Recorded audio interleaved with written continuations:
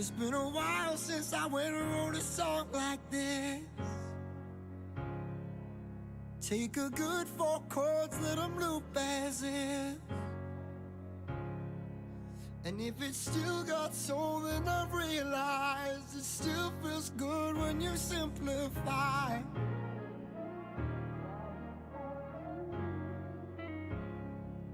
Cause I've been waiting for a while for a shot like this. But another near hit is another near miss.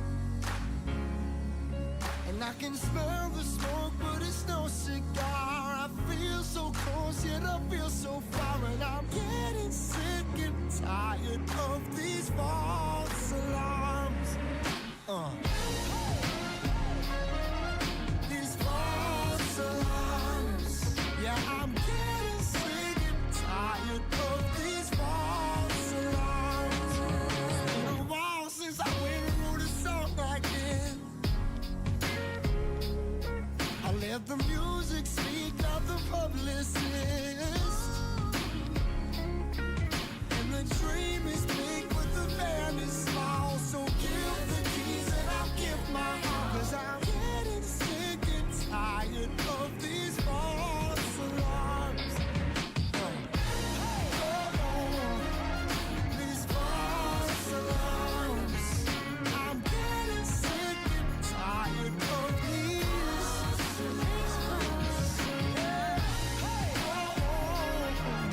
These false alarms. Yeah, I'm getting sick and tired of these false alarms. Clyde and Gracie sent the song across my desk, and then they asked if I could shine some light. They'd hold it dear like venison. I'm not no Edison, my club don't got no membership, but I could use my penmanship to drop a couple gems and shit. My fries come with some nuggets in my old age, couple grains of salt, I got some Goya and some Old Bay. I wrote a couple hits on the piano in my foyer. Labels try to holler for my bread, I tell them oy vey. Make sure you keep your masters so these assholes don't get shopping sprees. Fame is overrated and Live Nation's a monopoly. Don't ever stress the credit if your check comes with the royalties. And hype is something someone needs when fans can't give you loyalty.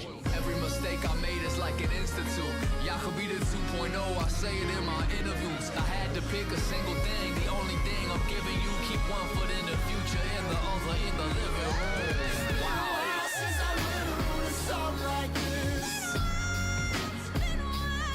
And yeah, I've knocked a few things off my bucket list. And I can feel my patience wearing thin. Now it's barely up or it's barely in. And I'm getting sick and tired of these false alarms. Yes, I'm getting sick and tired of these false alarms. Oh, these false alarms. Yes, I'm getting sick and tired of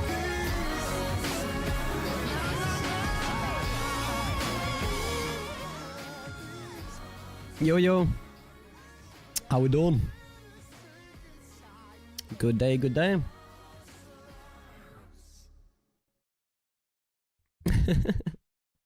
How we doing, boys?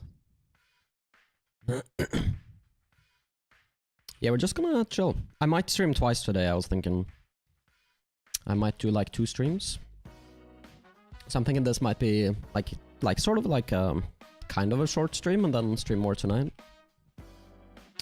So I can eat dinner and stuff as well. Let me see here. One sec. There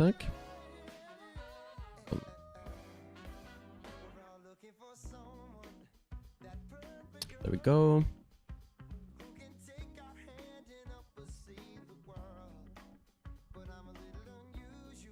Okay. I'll watch Pink Dogs first if he wants to.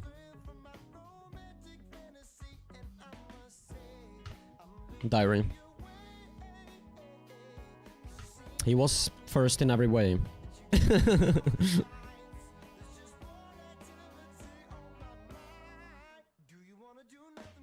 But it's not gonna be super in-depth though. Like the analysis, I'll analyze a little bit though.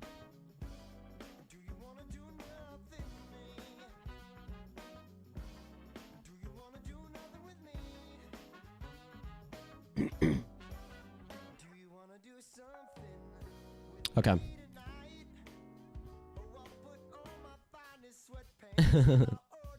Not first in rank. Okay, buddy. Getting technical. It confuses me so much every time I see like rank match history when I look there.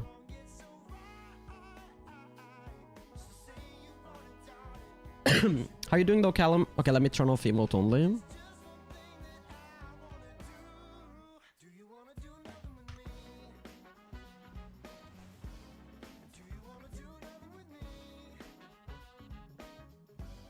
This should be the right one, yeah.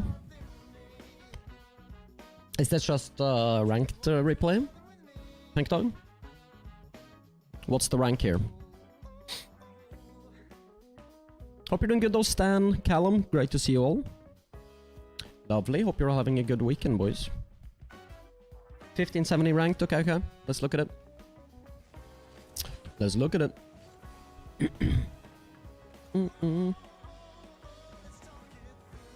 Just a little slow there. You could have gone up the wall and stuff too, right? Wait, did someone sub somewhere? To YouTube or something? No, that's a normal follow. Thank you so much. Old Skull. How you doing? Welcome into the stream.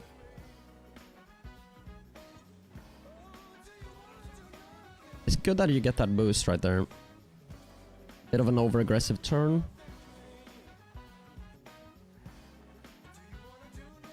You put a lot of faith in your teammate right there.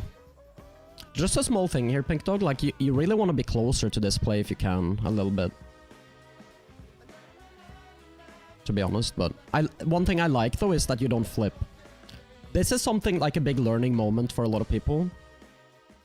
You see this moment right here? A lot of people will flip right here. This is a mistake. How are you doing, Old Skull? Yup. Lovely. Love to hear it. Me too. I'm just vibing.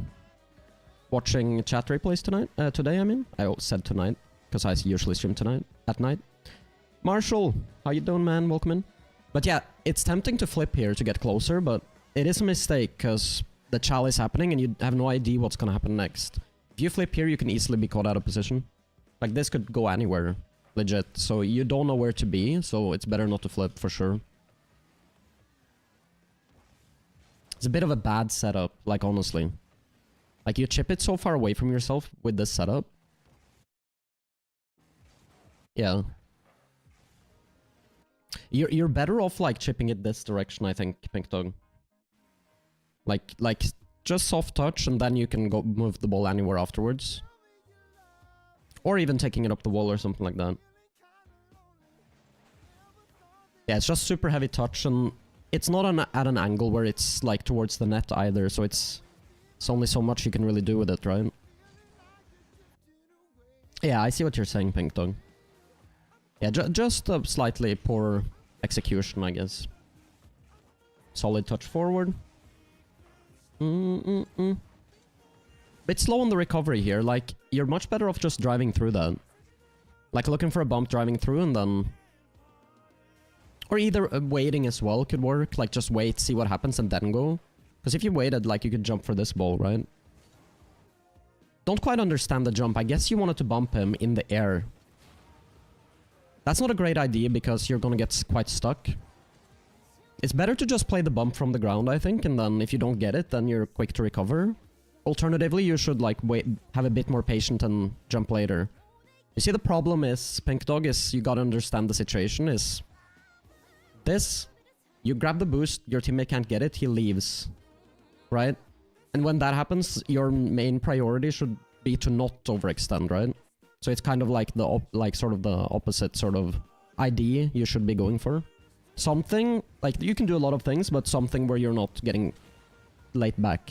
It's a great bump, though. Mainly happens because this guy has poor control. Like, he's quite slow to transition.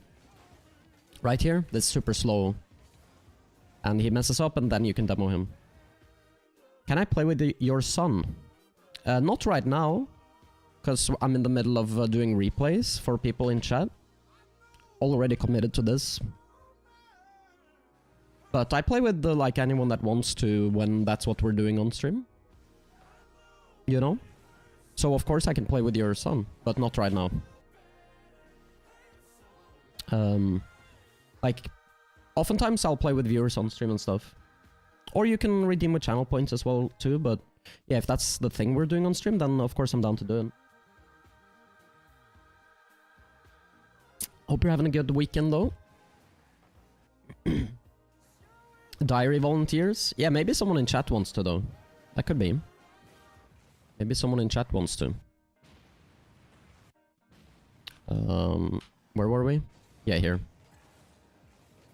This is a good demo. Now we are on 0 boost, which is kind of the issue here, right?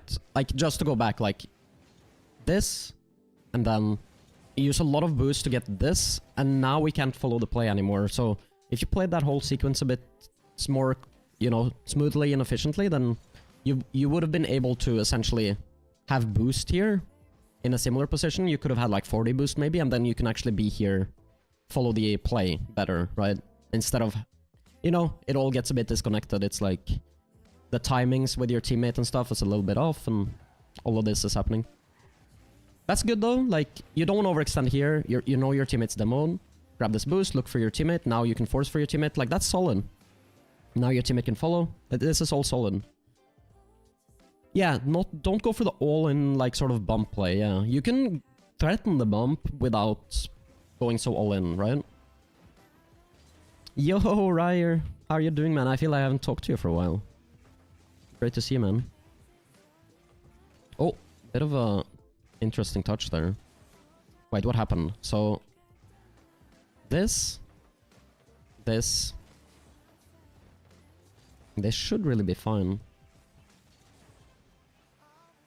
Yeah, I mean, there's a couple of things here. You're just not pathing over pads. Quite slow on the recovery. Didn't play that touch. Like, ideally you want to like try to cover this threat, like by just like being here and see what happens, and then if it comes like this, then you should really play the ball, right? Or be ready to if this happens. That would have been ideal. But yeah, get a bit stuck now. So a lot of this, like, you're getting stuck and can't quite follow the play in the right position. I mean, same with me, really. Like, been quite busy with life, you know, just work and shit. And, yeah. Trying to stream still. I'm doing good. I've been doing a lot of, like, watch partying stuff, which I've honestly been enjoying. Like, the 1v1 stuff that's been going on.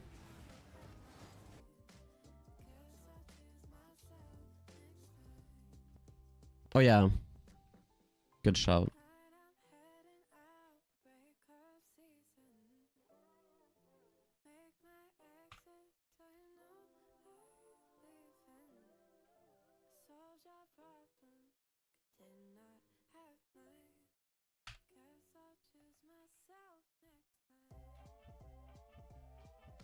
I didn't see it. Should be good now.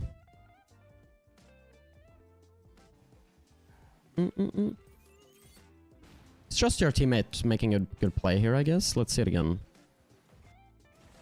So this. Oh.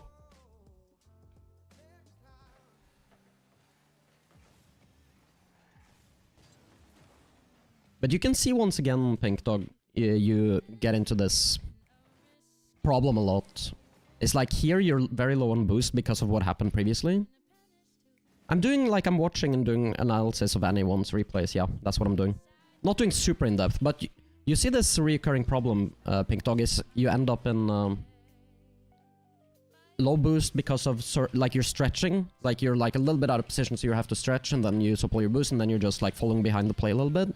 And it's the same thing that happens here. Like you get a few pads, but you're scared to be in it. Like you can't really follow this. You feel like, right? So now you can't be there. So now you go for boost.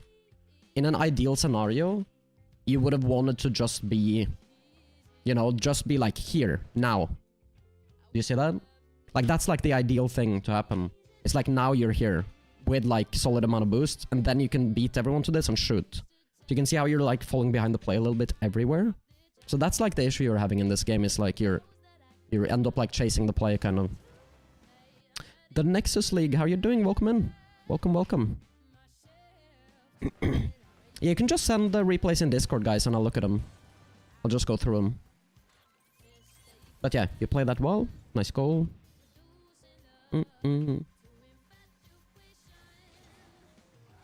How's your weekend, Nexus? 1 second, guys. Let me do this.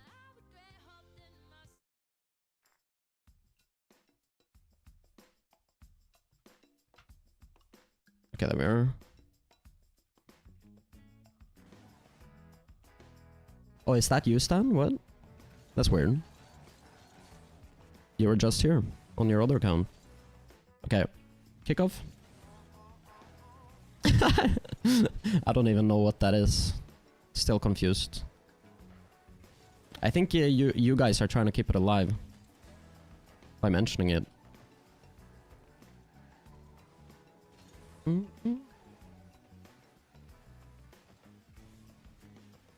Was helping with stream today? He's helping with stream? Wait, what? Don't know what you mean, Callum. See, this is like what you wanted all this time, Pink Dog. It's like this sort of positioning where you can follow the play, but you have high boost total. Like, this is good. Ideally, you should have been like a little more just facing the play, kind of, I think. So you can like react to the 50 that's about to happen. So you don't have to turn, but it's small stuff. It's not a big deal.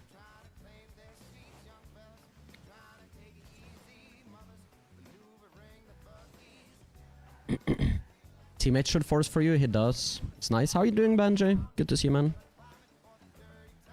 You should turn and beat here. I don't know why you don't turn there. You see this, Pink Dog? You have a clean beat right here. All you have to do is turn up the wall and you have a clean beat. Beat everyone to that ball. And you have boost. There's no reason not to do that. I like this, like you're preserving your boost, you're chilling. I don't even mind this positioning. I think if you're a little more like paying attention to what's happening, Pink Dog, you could like go for this ball. Like, you see what I'm saying? Like, if you're just like seeing what's happening a little bit sooner, then you can like sort of be like following the play a little bit here. You could try to like be here a little more aggressively with your positioning, but it's not a big deal. Like, you're just a bit scared to push up, but right there, but like you could have probably been slightly more aggressive on that. Just you know, just pay attention to his car basically. And yo, what the hell? VIP redeem. Going crazy out here. Let me do that. He's been saving. We got a new VIP, boys. It's been a long time for sure, yeah.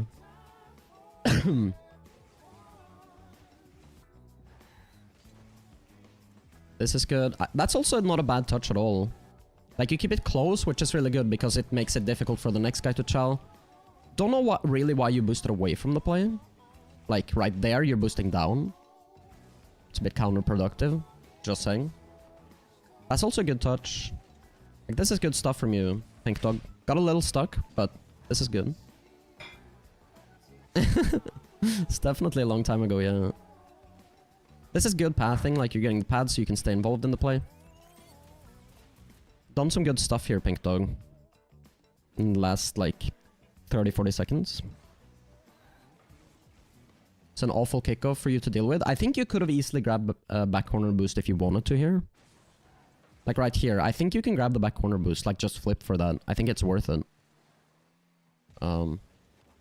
Because I honestly think this guy should beat you. Like, do you see what I'm saying? Oh yeah, he got bumped by his teammate. But you see what I'm saying, Pink Dog? It's like, when you stay underneath the ball there, when it bounces towards you like that, this guy is in a much more favorable position than you to actually just like go. So you're just out of position underneath the ball. If he didn't get bumped there, then like you being there is like, doesn't make sense, because he can just beat you. Like, he has a very advantage. You see what I'm saying? You definitely had time to just go grab the boost.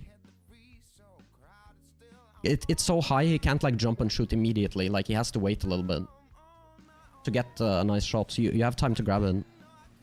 Like, do you see what I'm saying? Gooberino, welcome back, welcome back. Did you have a different name or something, Gooberino? I don't remember now. Please remind me. Feel like maybe you're one of the people that changed your name.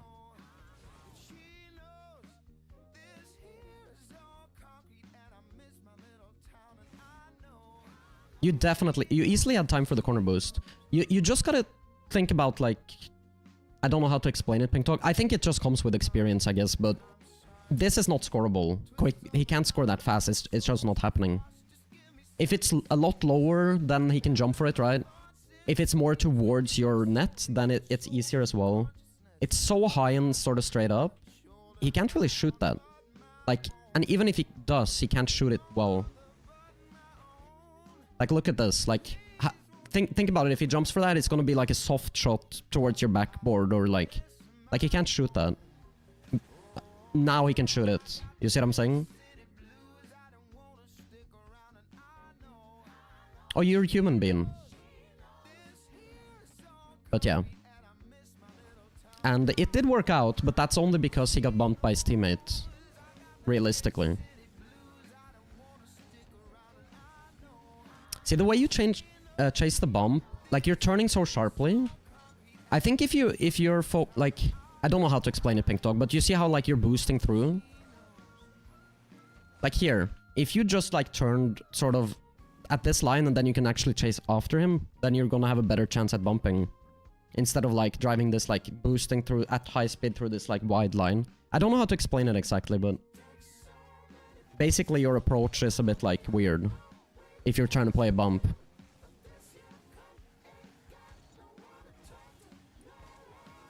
And your main goal is also not to necessarily get the demo, you just want to make it really hard for him to control the ball.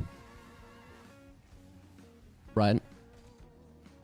How you doing, wait, I thought it was Whammer. I'm stupid.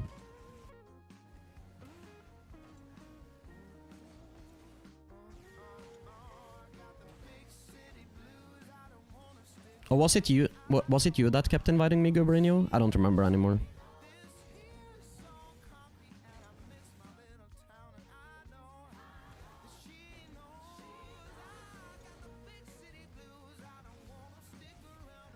Sorry, I missed this.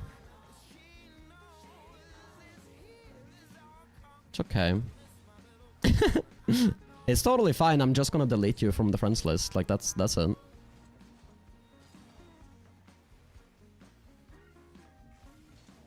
It's not a big deal.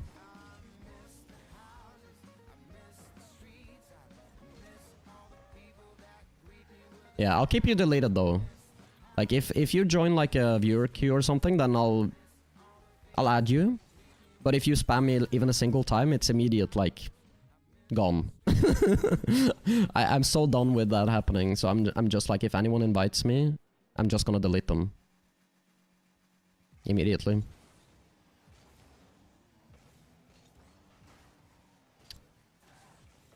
I didn't unadd you? I definitely unadded some, like, the person that was spamming me. I think. Either way. Maybe it wasn't you.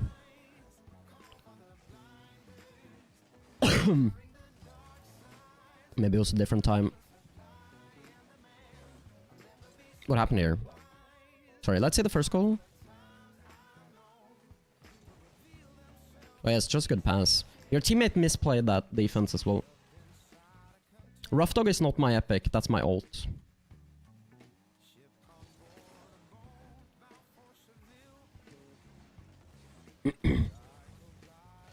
Yeah, you just got caught out. I don't know.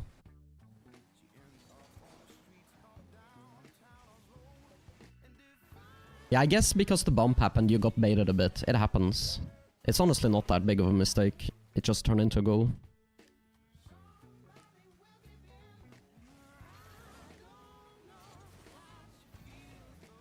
Yeah, it doesn't bother me, Gubrinho. I'm just gonna delete anyone that does it. It's that simple.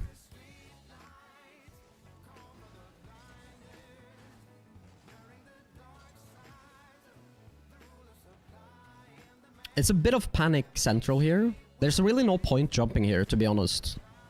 Because you can't even get up for it. You're much better off, like, turning ball cam off, looking at him, like, so you can assess the situation, and then wait for it to come down a little bit.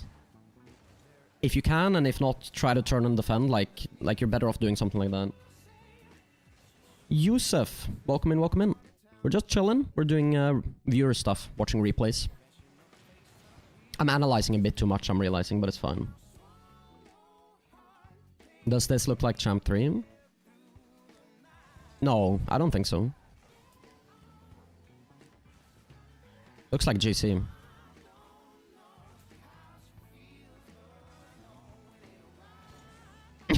That's ruthless, Spencer. It definitely looks like GT. Oh, that's a bad touch, though. You really want to make sure to clear that. Just make sure you clear it heavy. Bit of panic jump there. Like, you could achieve the same thing there by just driving forwards, not jumping. But I think it's a bit of panic here at the end of the game. Yeah, but I feel like you went for like too specific of a touch, Pink Dog, and you could have banged it by just like single jumping into it almost. Like, if you kept the approach more simple, I think you had an easy clear, is what I'm saying. You went for this like air roll, perfect clear kind of thing. You didn't need to make it so complicated. You got basically an open net there with the speed. I also don't like this jump, and I'll tell you why. Do you see this angle? There's really no reason to jump here, because the ball is literally going into your corner. So there's literally 0% chance of this ball ever going into your net. And you're like last man defending on 0 seconds. So all you have to do is just stay on the ground and like cover your net and nothing bad can happen, essentially. You almost set up like a pinch mid. Like you see, you almost help them out so they can come back because you set up a pinch mid. So like you helped him by jumping for that. There's really no reason. He couldn't do anything unless you jumped, basically. And the ball stays up really because you jumped earlier. Okay, let's do the next replay. Let's keep going. Good replay though. Thank you for sending. Thank you for sending. Diary now.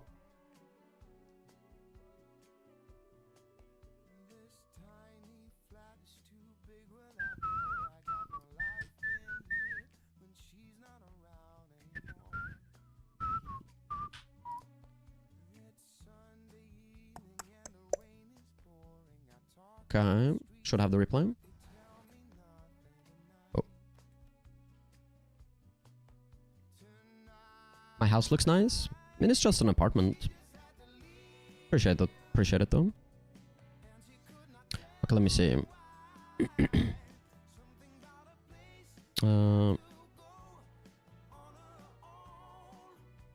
don't know which replay it is. Diary sent one. I'm gonna guess it's this because I don't know what this is. Do you know what it's called, Diary? Oh, this is the one. Against Godsmiller. Yeah, Godsmiller is a pro player from a bit of an old era.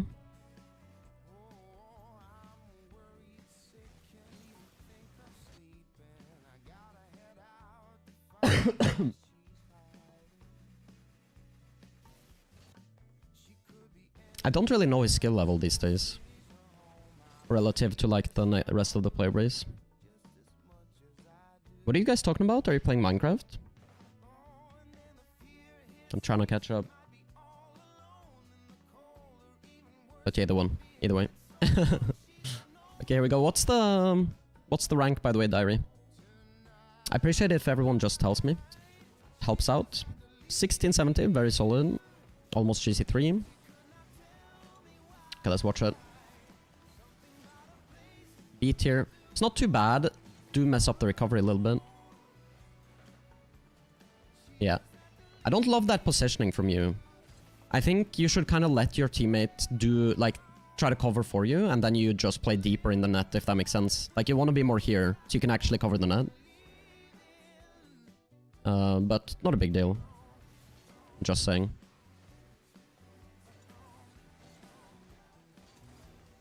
Get the back corner. He was still on his placements. Yeah, I doubt this is like his MMR range. I highly doubt that. He's probably quite a significant bit better.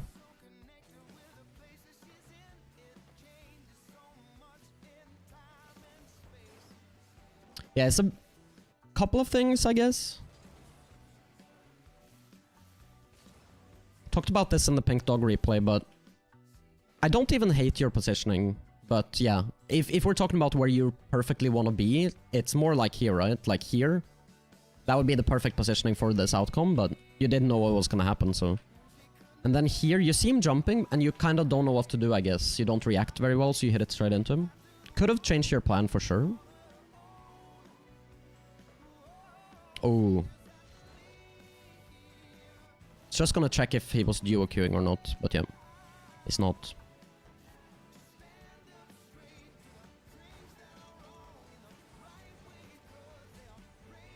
Decent. It's good composure here and then, yeah. I mean, I don't hate how you play this. It's totally fine. You stay fairly... The only problem is like the boost situation, right? But they kind of messed up and you made sure you had an okay... Like you kept decent speed out of there. So you would have maybe been fine, regardless of what happened. Who knows? I think this is the right play. Like, it's not ideal scenario, but you should probably go for that boost. Touch is a little too much towards their backboard, so it's hard to make that play work, because it's easy for them to chow. Like, it's too close to them, but I don't mind the idea. It's a great touch. I honestly think you probably should just slam that off the backboard. Like because the info you have, Diary, is like, look here. Like, your teammate's full. He passes to you. This is a great touch. It's hard for them to reach. If you just slam that either off the corner or off the backboard, like, you know your teammate's full following you. And you know the guy is going to be in net. Like, you should know that. Like, you see him over there. You're probably never scoring this. Like, he should challenge you, right? And you should kind of be aware of that. That's what I'm saying. So just slam it, and it's likely going to be good. Like, this is a bit much to jump for. You could have probably scored it if you reacted insanely well, but it's very difficult. Like, if you just jump right now and read it, like, it's just too difficult, though. Like, let's be honest, like, it's too hard. Better to just let it happen and try to position. Really good touch from your teammate there to stall. Yeah, I like your overall, like, boost management. Good chow. Not the best touch from teammate. So, fine. Yeah, you gotta start understanding, like... You see the way he's, like, positioning, Diary? Like... You just gotta be ready for this pre-jump. Because he's a bit better, probably, than the usual players in these lobbies, and he will pre-jump that. Like, you can see he's, like, ready to pre-jump you. Like, you can see by the way he sets up. He's good at that? Yeah, but you can predict that. Like, it's a very common thing for players to do. I guess maybe not at lowerish rank, but... It's just the way he's positioning. He's, like, so ready to pre-jump you. That's all I'm saying. Like, if you don't go to the air here, like this, then he is making a big misplay. You know, you just gotta adapt. Like, he's already done it twice now. If that happens again, you gotta adapt. Like, that's all I'm saying. Nice shot. He could have banged the ball, or he could have just chipped it. Or he could have taken the ball to the left. Like, anything else, basically, is better. Essentially. Or even if he set up the air dribble with a much softer touch, then it could have also worked. But the first touch is so heavy, so it's very easy for him to pre-jump Diary. At that point. To time him. It's a great play from them.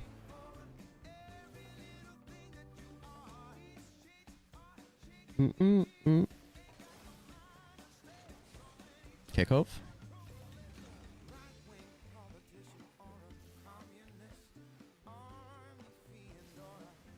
I think you played that really well, Diary. Good patience, you're aware of the pass, and you're aware of the shot. It's a difficult position. Godsmilla messed up a little bit, and you capitalized. Like, I think you played that really well in defense. Like, good patience.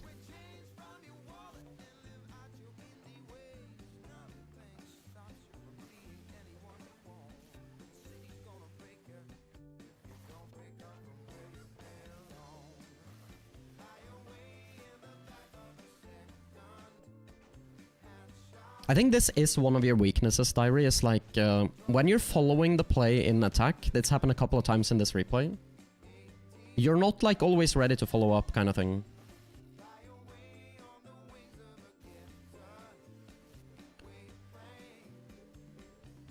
Don't know how to explain it exactly, but you're like very ready to, like, it's not like it's super bad, but like you're always very ready to like keep, like to shadow. You always kind of want to shadow. He's going too fast for the play, yeah. A little bit like that, yeah. But it's like, you want to try to like look for opportunities to like get into the play here, right? It's like moving all the way out to the left here first. Like when you should kind of stay here, you know, like just chill and react to what's happening. Then like right here, you might want to watch out for this clear a little bit, and then this, and then if you were like, you know what I'm saying, like you want to be a bit more ready to like read the play. I don't know exactly how to explain it, but not in the perfect positions in when you're like following the attack as second man.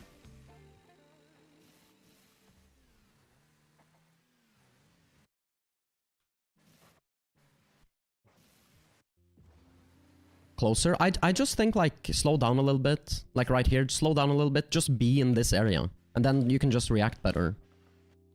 Like, cause you see how you're moving so fast. Like, you see what I'm saying? Very fast, and then you just drive out here. When it doesn't really do you any good necessarily to be out here. Like, just chill as second man a little more. Just like try to read the play. Like, look at the opponents and your teammates' car and just, like, feel out, like, where is the ball likely to end up? Where is, like, the best position to be? You know? Like, if you're, like, literally here and you read that he's hitting it there, then you could cut off this play as well. Like, if you read, like, right here, for instance, that it's unlikely that he's gonna clear the ball down in the middle, like here, it's probably quite unlikely he actually clears it down the middle. He might. So that's what you gotta be careful of, but if you read that this is happening, then you can just like literally cut off this play. Right? And stuff like that. It's just... It's not really bad, but I think it is like a slight weakness right now that I'm seeing. Like it keeps happening, kind of. This is great positioning though. Like this right here. Like not right now, you're too far away, but here. Like this is really good. You're like close enough to where if he catches it, you can be a threat. If he clears it, you're still fine. You see what I'm saying? Like, you want to be at that balance.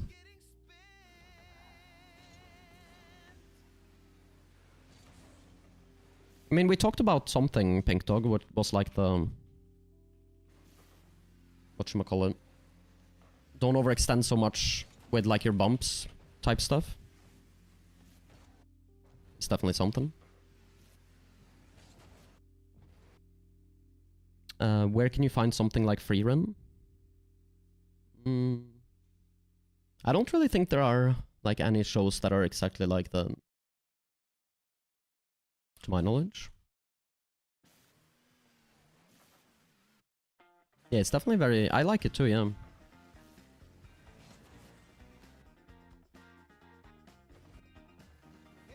You always try to not give your opponents time to dribble it. It depends entirely on the situation, Pink Dog.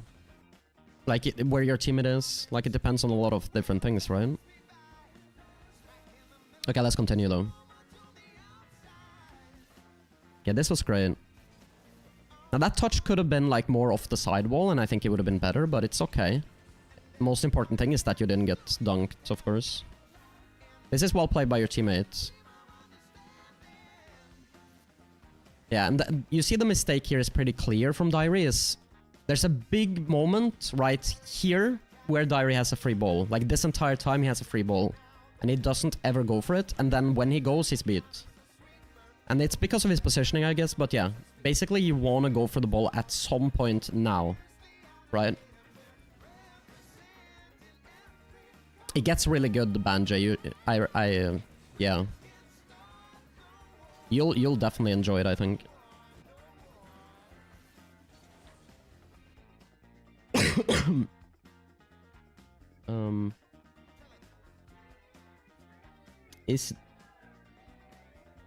It means animal, yeah.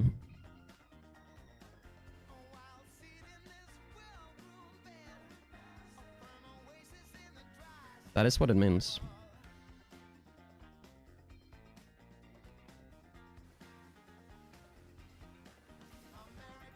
Tror på det.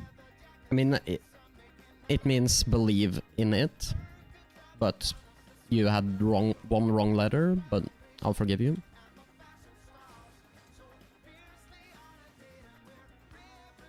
Okay, let's continue.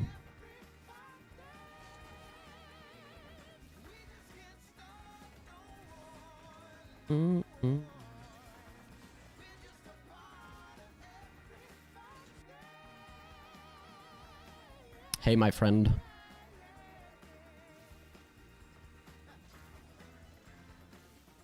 Nice. Oh, bit unlucky. It's close.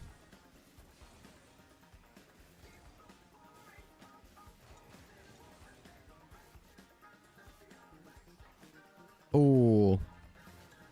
The thing there is, you just want to be ready to go up the backboard. Like, it's that simple. Like, if you're ready to go up the backboard, then this is easy to deal with. Right?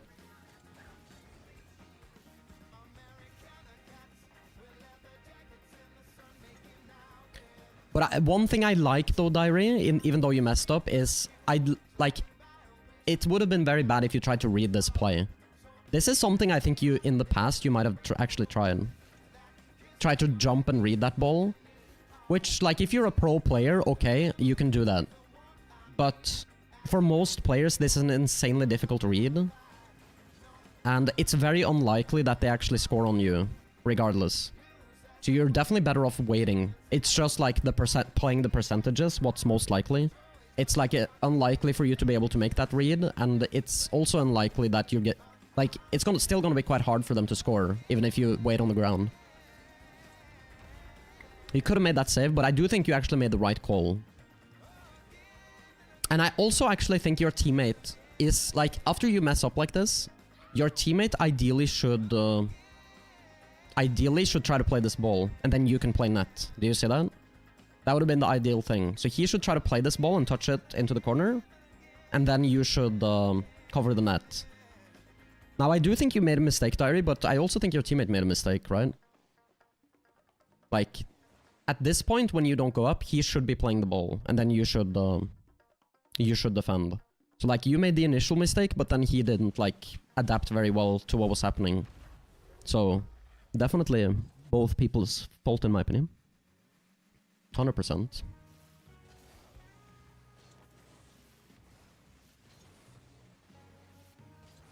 That's fine.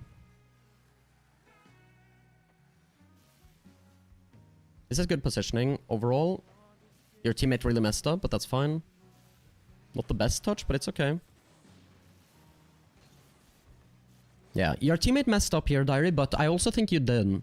Because the main issue... Like, this was really good. But the way you should play this now is just drive out like this. And keep your momentum. You could have definitely made the save, easily. You don't need to rely on your teammate to not make a mistake if you did that. You hit the brakes, now you're screwed. If you just drove out here with, like, momentum, then you easily make the save. Easily. Do you see that? So I think you played it... Like, this is a slight mistouch, you want to hit it higher. And then here... This, I think, is fine. Like, you threaten like this, you force him, but then you need to just keep driving. And then you're fine. Yeah, but even if he isn't, or even if he is, you should still be driving back, if that makes sense, Diary. Because you just don't know, for sure. So if you want to be certain that you're, like, covering all the things, you need to keep driving back, so you can actually cover. You can play a bump, potentially, if your teammate starts backing off. You know, you don't know if your teammate's gonna chow here or not. Like, you don't know exactly where he's positioned. Like, you want to be in a position where you can bump this guy, whatever, right? Even if he's defending. You didn't need to be so late back. You could have easily covered it. But your teammate definitely also made a mistake. I don't know why he was so far off to the side, but I'm just saying you could have also salvaged that situation, for sure. That's tough. Yeah, I mean, your teammate just messed up. It's really annoying when stuff like this happens, but he just messed up there. Like, your kickoff was okay, like... It's kickoffs. Look from his POV, I can. But I mean, stuff like this happens all the time. Yeah. Yeah, he just messed up. He thought the guy was gonna hit it into the corner and he just didn't chow. He just assumed he wasn't gonna hit it straight down the field.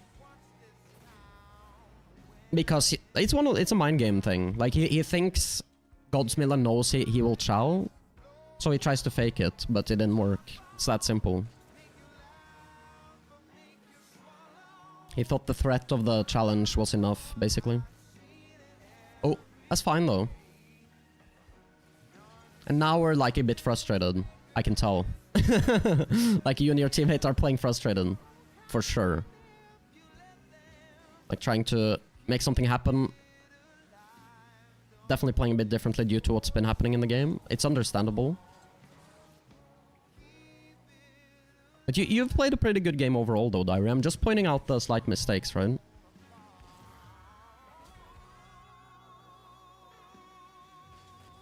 Yeah, it's a really bad challenge, and then Godsmilla faceplants. Mainly just the opponents messing up, to be honest. Back to back. Yeah, shouldn't really be a goal, right? It was pretty safe in the corner there. Good job. This is one of those things that we kind of talked about with the 1v1 and Tooth. Is like, this guy kind of needs to realize that, like, one goal down, 15 seconds, the opponents are gonna try to, like, just score immediately. Like, they have to score very quick. So he kind of needs to see the threat a little bit more. Like, you can't be that lazy in this stage of the game, you know?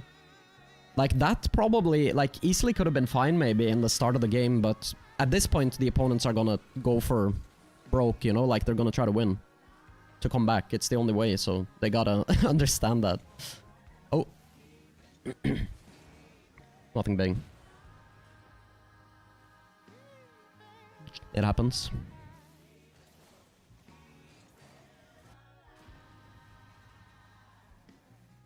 It's just one thing I want to say here, Diary, is, you know when you see this? You see, like, oftentimes in 2v2, on kickoffs, the main thing you want to look at is the, like, the guy in the background. Like Godsmilla in this case, right? You see him driving really far off to the side. Like, why are you, like, doing a kickoff that is completely neutral? In my opinion, like, if I saw that, I would always try to force it to the right in some way. Because, like, the one thing that is bad for them if the ball ends up on the right side of the field. So it's like, you should really push this to the right in some way. Like, any way, you know what I mean? Like, you just want to avoid the ball going to the left side because the player is literally there. I understand that, Diary, but, like, you shouldn't do that. Because, yeah. I just don't think you should. Like, it's way more likely to go in your favor if you force it away from the player. In my opinion. It's way more likely for your teammate to get the possession as well when you push it into the open space. Rather than... Like, you can play the neutral 50, but force it slightly to the side. Do you know what I'm saying? Like, I'm just saying. Just pay attention to it.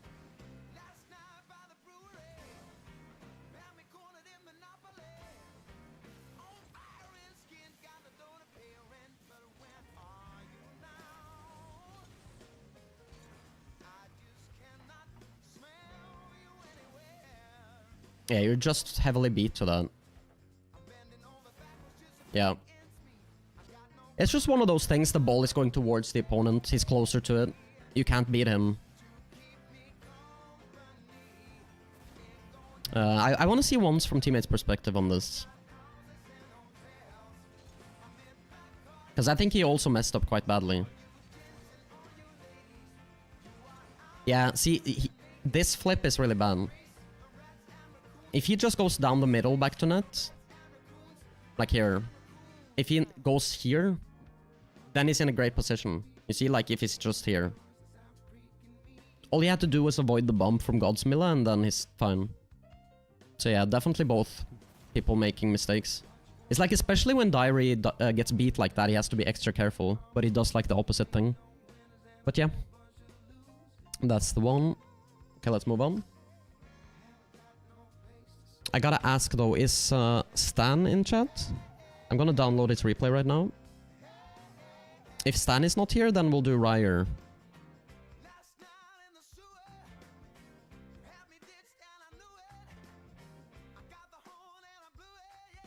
Let me just download Ryers as well.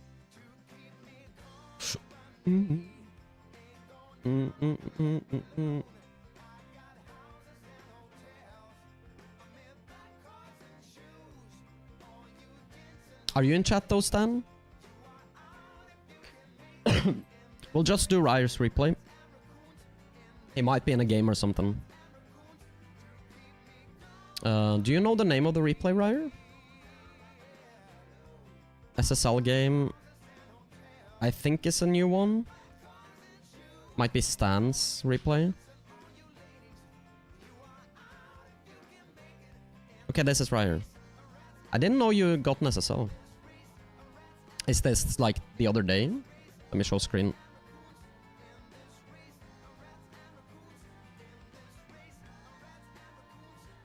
Or you played in an SSL lobby? I see what you're saying. So you got like a random lobby that was like that basically. That's cool, that's cool. Let's watch it.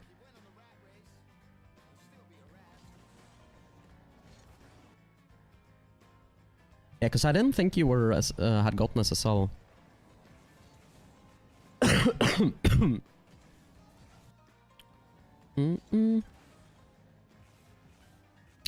One thing about this moment is, like, it's okay to jump for this, and you probably could have blocked it, but I also think a pretty good play is to threaten that you're going right here. And then if he aerials, what you can do is, like, aerial after him, kind of. You know what I mean? Like, you can just, like, fake this, and then drive back to the net, and then you can, like, disrupt the play by trying to take the ball off him to help your teammate. Do you see what I'm saying? That's another play that is like probably makes a little more sense. Just because there's so much space between you and your teammate here, you know what I'm saying? But yeah. So if you mess up that challenge, you leave your teammate in like an awful position. Oh, that's just panic. Tried to rush it, didn't take our time, had to avoid. Probably had a bit of time there to actually like set up a better touch, but. It's understandable though.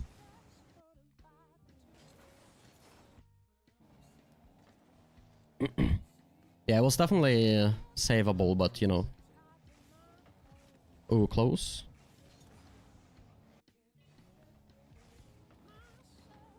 That's a weird bounce, no? But I think you were trying to get ready to like take that ball into the corner and try to get possession and maybe steal the boost and stuff like that. It looks a bit weird, but yeah. You could have obviously scored that if you read it, but it was a bit weird. Bounce looks a bit strange. Just a misread on the bounce and, yeah. In the wrong position because of that, but I also thought the bounce would be different, to be honest. Didn't look like it would bounce like that. Little bit lucky that you actually get the back corner here.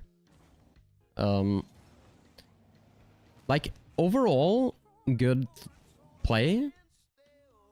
Michael Civ, how you doing? Welcome into the stream. Yeah, I'll do you next, Stan. I already downloaded your replay, but I just skipped further. I'll do yours after, if you're here. The only thing I think is, like, you flip the wrong way, basically. If you side flip, then you can keep your momentum better, and it would have been overall better. Because then, keep your momentum... Get the mid boost. Just a bit like slight sort of like panic in the moment because you're scared about getting outplayed. And you basically backflip. I think if you side flip that, you can like keep your momentum and get the mid boost on the ball and it would have been better. Nice play from teammate here on 0 boost though. Gets a nice touch flips to get an angle and then shoots. It's well played. Yeah, that was well played. Very difficult, actually. Precise. I think you could have played the boost here. In my opinion. Like, instead of playing the ball, first, just leave the ball and play the boost. Because I think you have him beat. You see what I'm saying? If you get the boost, then you can like easily dispossess him afterwards. If you see what I'm saying. Like he can't really score on your teammate before you can dispossess him if you grab the boost first. And then you're both like in a better position, because then in that scenario you get this boost, teammate goes back for this corner boost. You're both full with space. It's just an overall better scenario. If you see what I'm saying.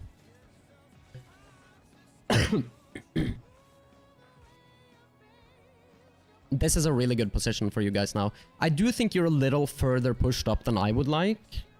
Personally. Just slightly. But it's fine. Nice play from teammate.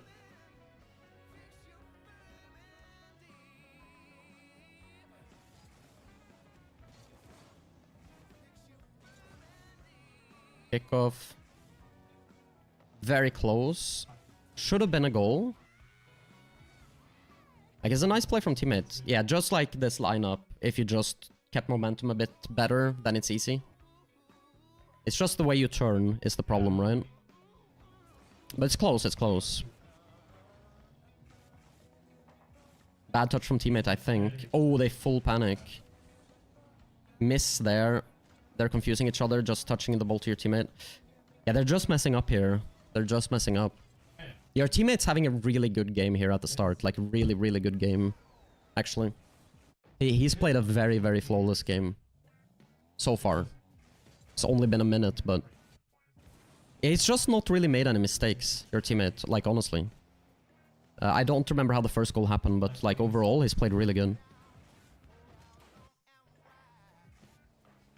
Yeah, that's difficult to deal with. Nice. Once again, good job from teammate here. Just pay composure. Good beat. He's pogoing.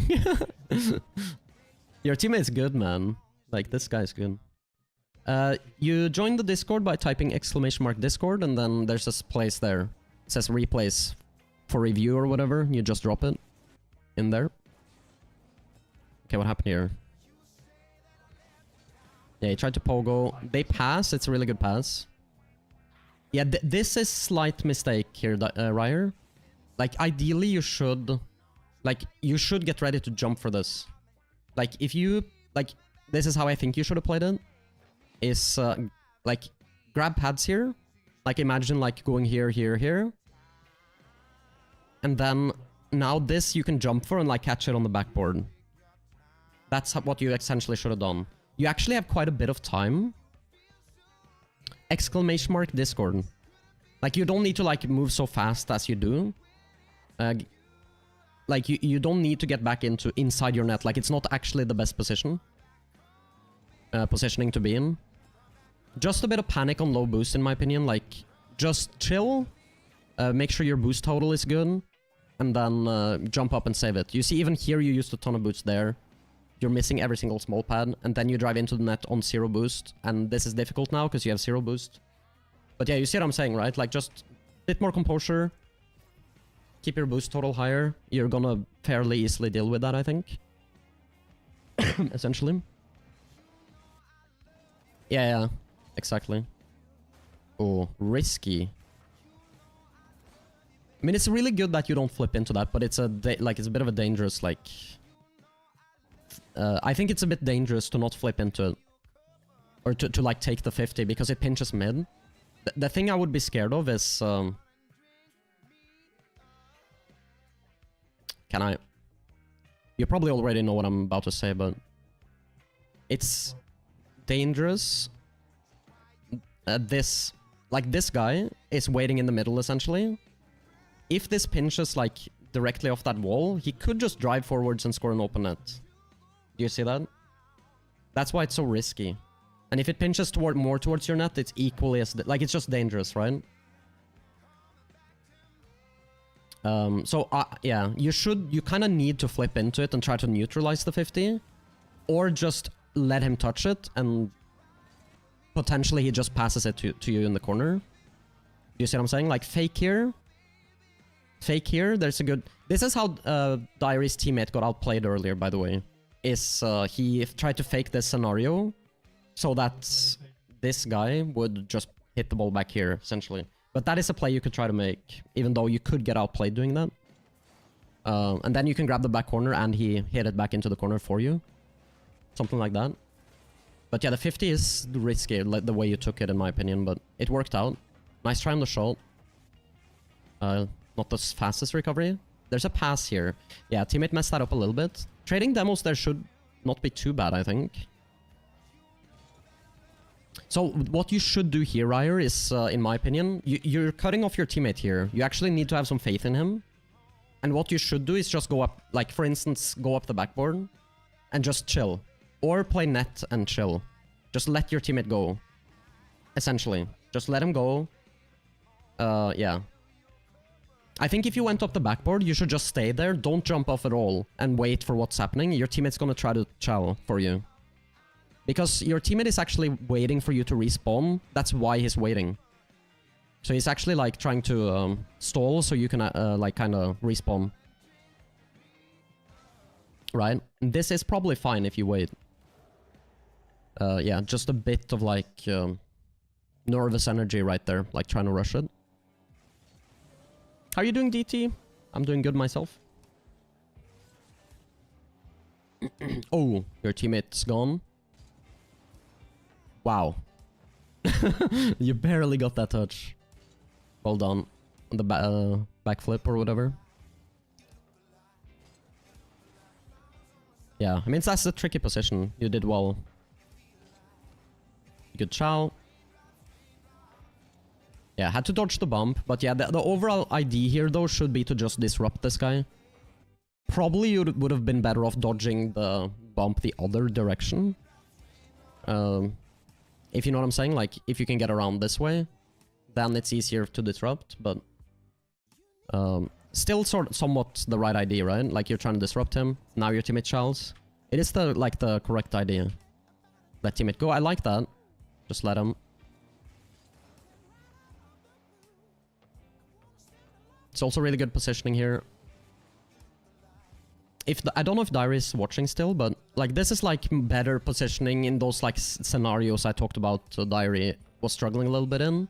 It's like Diary would like try to move up even further in certain ways. Like he'd be like over here, or like you actually just want to like chill, sort of slow with slight momentum and just like try to read what's happening.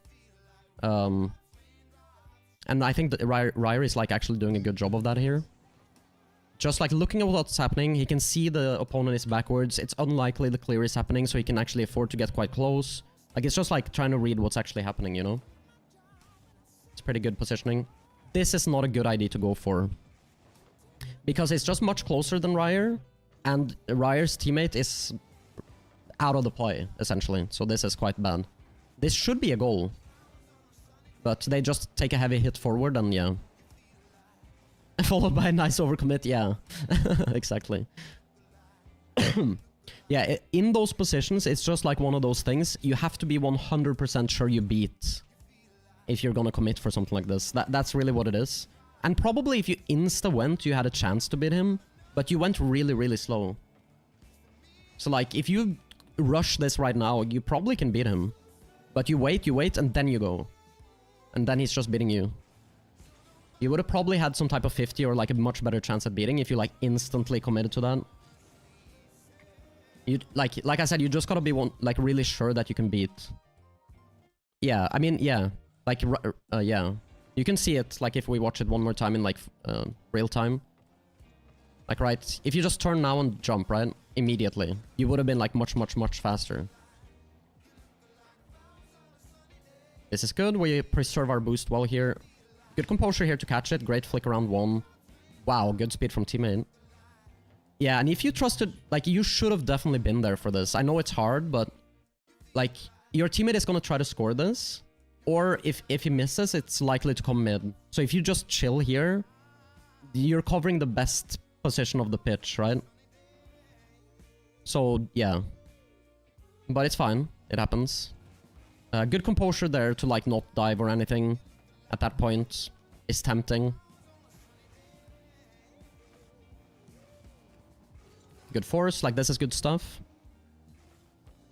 Yeah, I get that, I get that, I get that. Totally get that. But your teammate's been really good, that's all I'm saying. So you can actually have quite a bit of faith in him. Because he's actually played a really good game here. I think. Oh, pinch. That's just them. We take it. Look at one more time. Yeah, it's a bit fortunate. I'll look at the clip in a second. It's soon your turn, by the way, Stan, if you're still in here. Stan. It's not too far away. Just a quick reminder. Good boost grab. Oh! He definitely thought someone was in net. He tried to fake it. You see that? Like he tried to fake that. He thought someone was in net right there.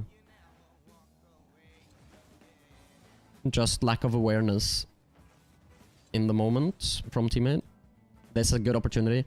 Really surprised your teammate hesitated. Because look how awkward. Oh yeah, he thought he could catch it on the ground. It's different. You can see how it's different from his POV. If he knew he couldn't catch it on the ground, then he should go much faster. But he couldn't see because of the way it lined up, right? And if your teammate managed to get around him there and not get dunked, it would have been very good chance. If he just hit it straight up or something like that, right? But unfortunately, he didn't try that. Good back pass. Not the best touch. I don't mind that. Just try to beat.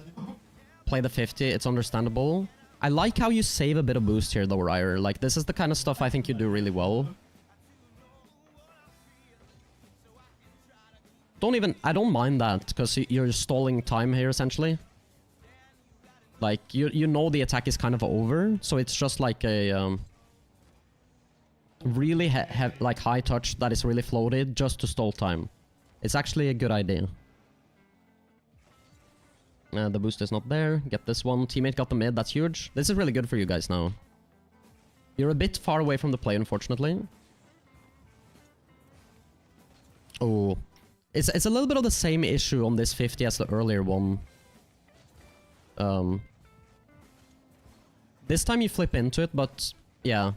Like, I think if you think more about just trying to guide the ball into your back corner, you let it get too far ahead of you, yeah. But I think once this happened, right here, if you think more about guiding the ball in this direction, rather than trying to think about taking like flipping into it, do you know what I'm saying? Like, you can sort of let the 50 happen where you just like sort of jump into it and guide the ball here. Then it's like in the open space that is safe for you guys and your teammates over there and it's like really good. Do you see what I'm saying? Once you lost control. Because ideally, of course, you want to have better control and try to pass it to your teammate or flick it or something, right? But once you lost control, you gotta try to keep possession. I think. Yeah, honestly, don't think it's too crazy. Like, I don't really blame you for getting demoed here. It's quite hard to read in that position. Honestly. It's a good demo.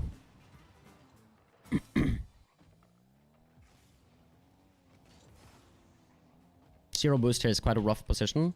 Really good. I like how you play it there, Ryer. Like, it's very safe. No panic. Just take a solid 50. Teammate's screwed, though. Now we go for boost. This is good. Like, it's not a good position, but it's good that you do that. We are trying to survive here, essentially. That's unfortunate. But yeah, like I've said, your teammate's really good, so he actually controls this quite easily. Like, touch the backboard, traps it, stays with it. Like, you have a really good teammate here. Like, he's very, very good.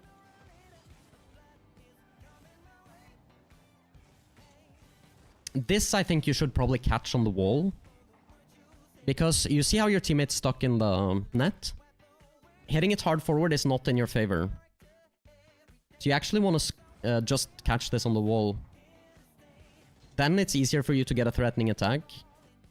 And it's... it also stalls for your teammate to get out.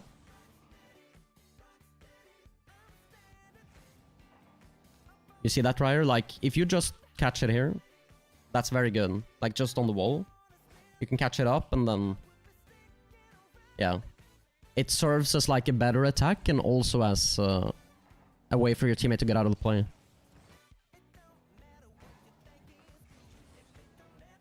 Yeah, I mean, it's an easy catch for you, Ryer. Like, I think you pull off that catch 100% of the time. To me, the only reason you would do what you do is if you're scared this Jarno guy is immediately challenging. Like, if he drives straight up the wall and just rushes you, that seems like the most dangerous thing, but it's... I don't really think he can do that. Do you know what I'm saying?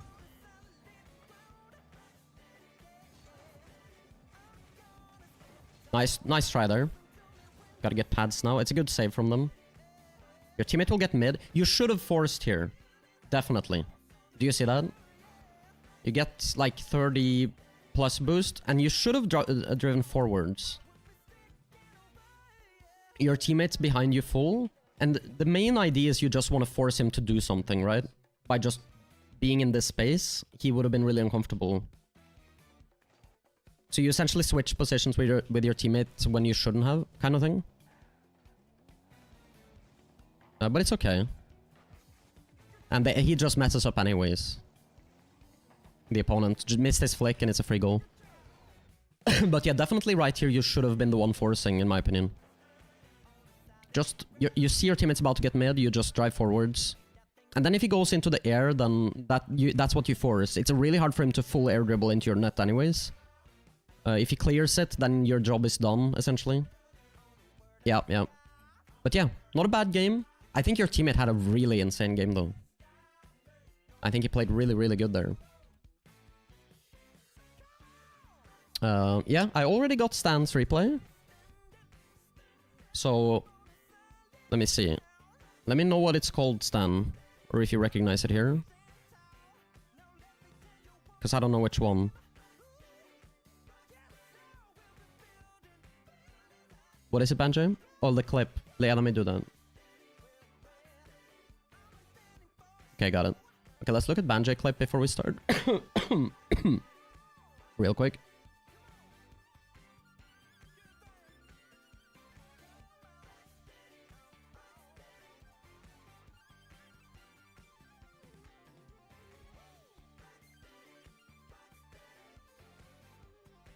Who is this again? Is this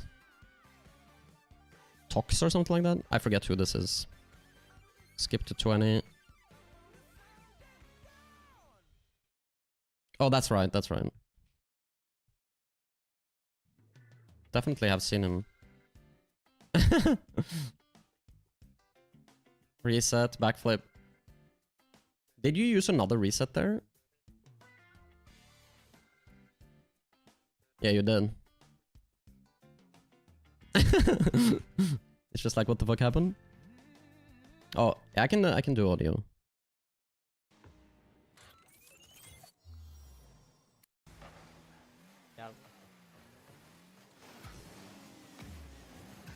Una mecánica buena.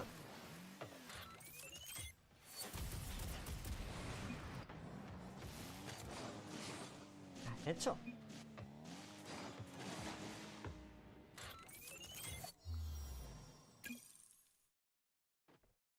What am I listening to? Hostia puta. Qué puto golazo. A ver quién es. I don't know.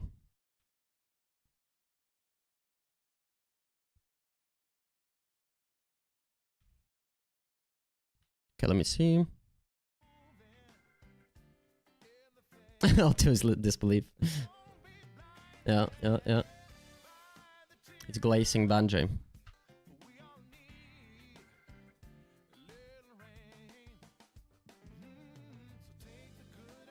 Okay, we got the replay. 300 MMR difference. Yep. That's the way it is. With if you're in like top 100 and beyond, always gonna be massive differences. Okay, it's a 1v1. What's the MMR here, Stan? Aren't you like low MMR in ones compared to your other? I feel like that's true.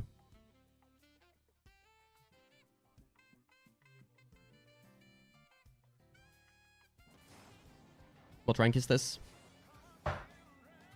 Yeah, you are. Mid champ 3.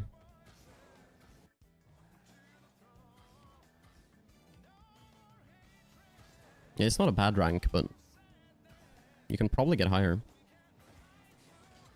It's a good play.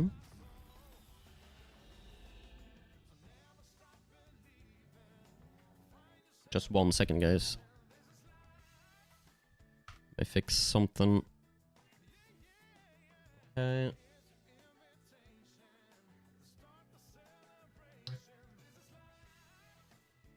Well, let me actually do this too. Yeah, I'll change.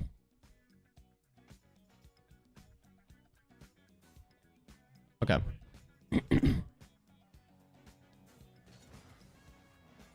Gonna start playing a bit more once. It's a really good touch, Stan. I do think it's good to mix this kickoff in, like, into your game. Sometimes, like, even pro, like, top 1s players do this. Like, or some of them do. It's not a bad thing to mix it in, but be careful of doing this too much. At least against good players, because it is oftentimes, yeah, they can punish you when you don't even try to sell the fake. But I don't mind the kickoff. That's a really good first touch, by the way. Setting yourself up. I don't think that's a great idea, though. Like, it's just the spacing between you and the net and the opponent. The reset makes a lot less sense than a lot of other plays. Do you know what I'm saying? Yeah, it's very early, exactly. Like, you're... Like, in this position, it's gonna be so much more threatening if you just caught the ball on the ground, for instance, right? Like, if you fake the reset and then catch the ball on the ground, and then set up a shot or a flick, or even a low 50, it's so much more threatening. Honestly. It's just so far away from the net. Exactly. Just...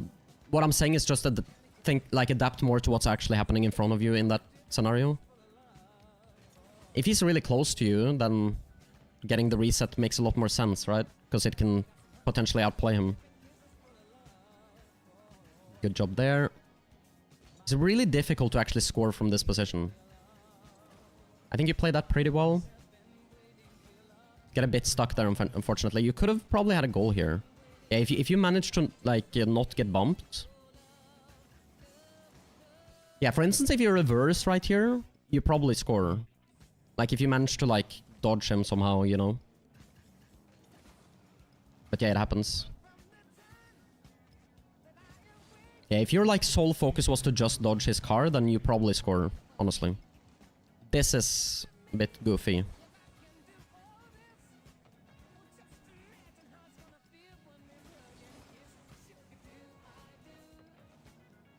Yeah. I mean, you probably should just, path that slightly differently, like here, for instance. And then you're just like here. And then you can threaten touching the ball, and then you can control it if you want to, or flick it high or whatever, right? Something like that. He messes up. Also really weird here. Like, I think you should just, like, take a slightly... Like, drive slightly wider, and then you're just driving here and catching it immediately. With this sort of approach. You just end up kind of underneath it, and now it's awkward for no real reason, and now you're getting bumped, and you know what I'm saying, like... Just weird control. Because you put yourself underneath the play.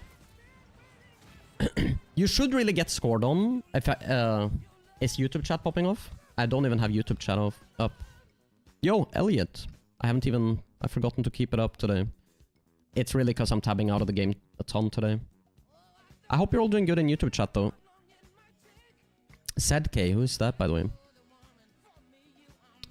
But yeah, how are you doing, YouTube? I'll pull up the chat. So I can see it. 1 second.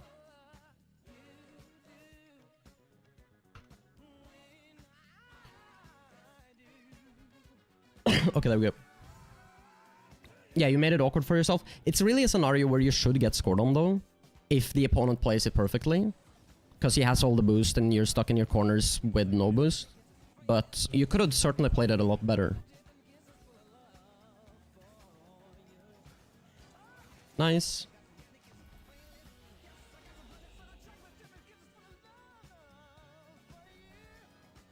So I want Arsenal. Know a guy called Arsenal on Twitch? I highly doubt it. That would be crazy. I don't think that's you. If you play a 2v2 and send it, would I look at it? I would. Only thing I'll say is you kind of have to hop into my Twitch if you want to do that. Because that's where you... I mean, you don't have to, but you can easily find my Discord if you do. And send the replay there. You have to send the replay through my Discord.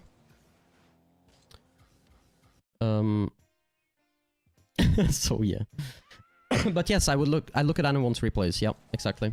Just put it in my Discord. If you join my Twitch, you can type !Discord and easily find it. And then you can send it there. I'm flying Germ on Twitch. One word. Perfect, perfect. Okay, let's continue. Good first touch. Reset. Nice shot. I don't know if I missed the goal there, but don't remember. I'll just continue though.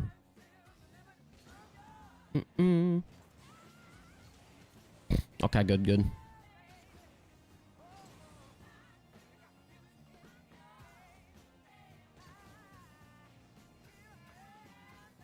Oh, very nice goal actually.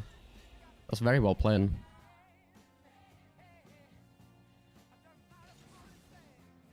Not really anything else to say about that. I feel like you play these like your back corners really badly, Stan. Maybe that's just me, but I feel like there's been multiple moments where you don't like you're I don't know, you're panicking kind of in your corners. Like I know you don't see him here, but you gotta understand it's very risky for him to challenge you in the corner. You gotta try to control it a bit better. So he can't chow you so easily.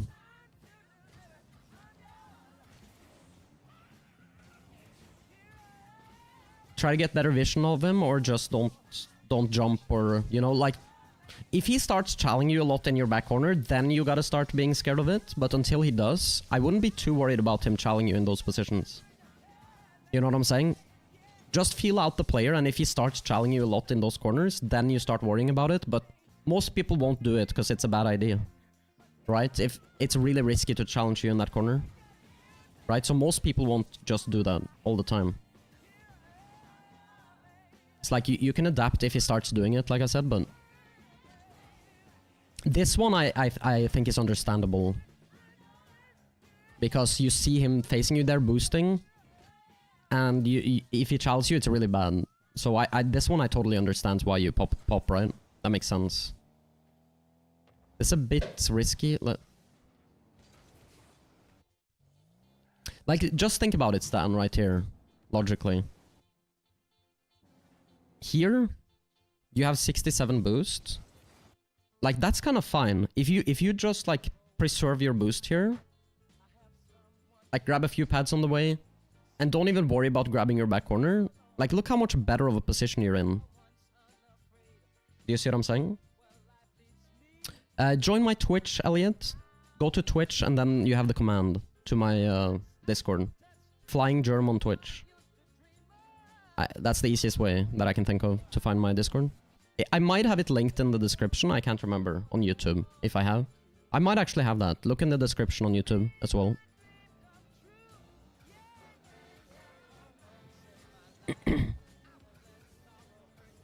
Yeah, exactly, Stan. Just the outplay. Opponent kind of messed up a bit with his chow as well. Oh, accidentally went back.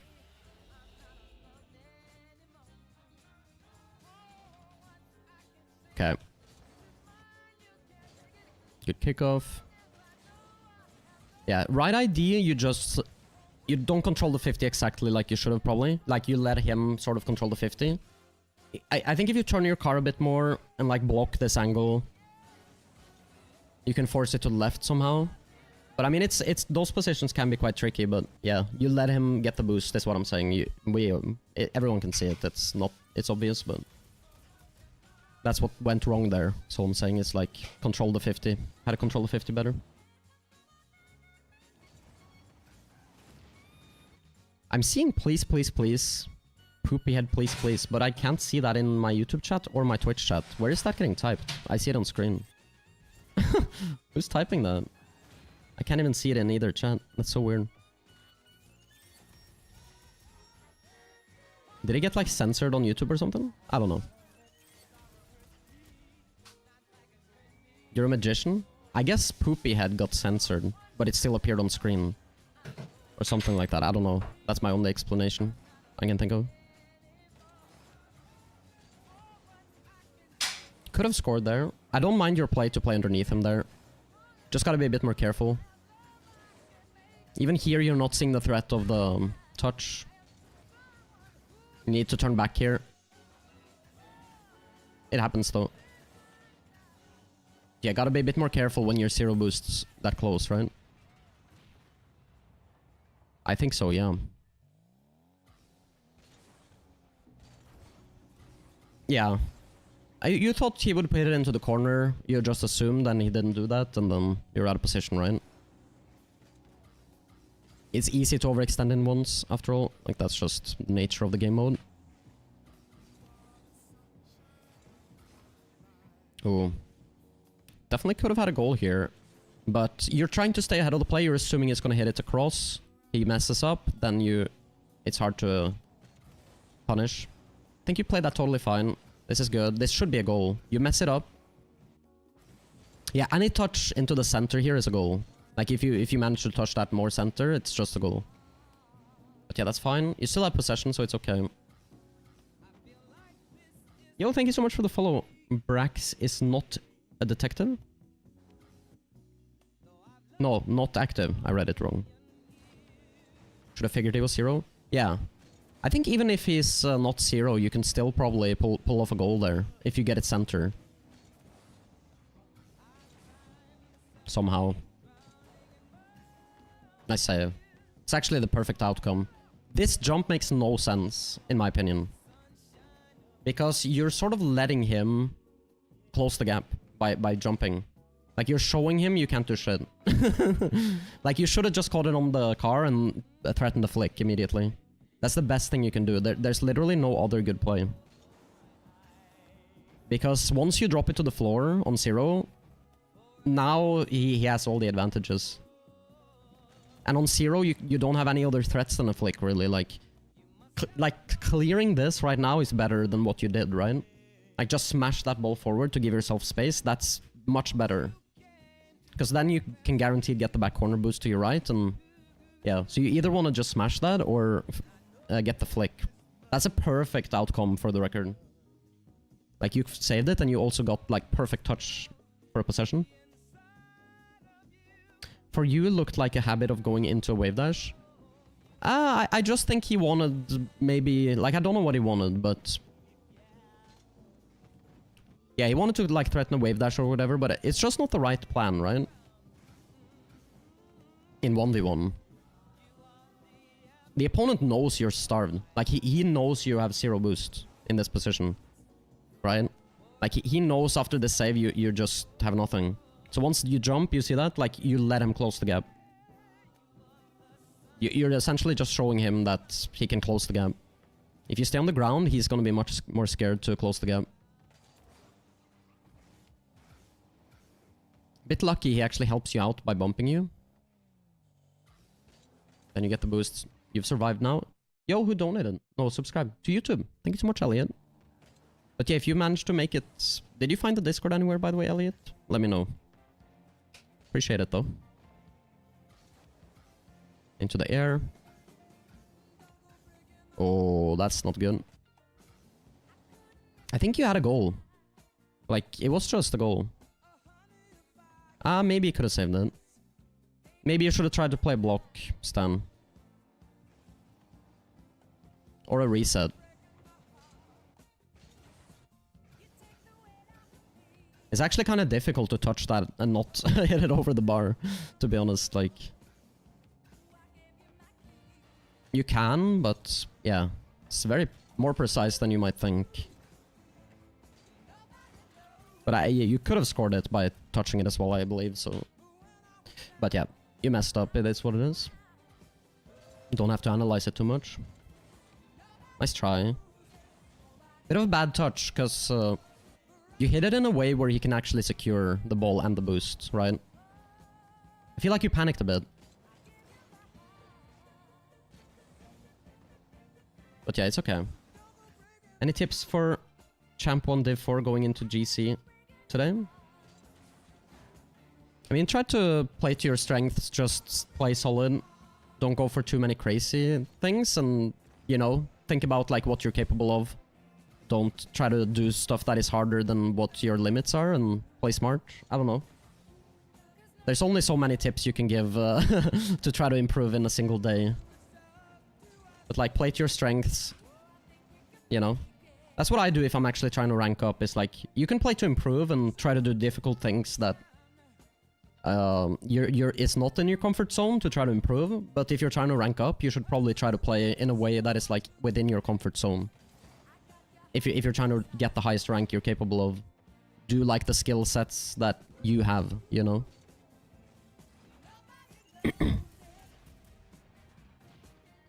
I mean, Grand Champ is really no different than Champ 3. Like, yeah, you know, like...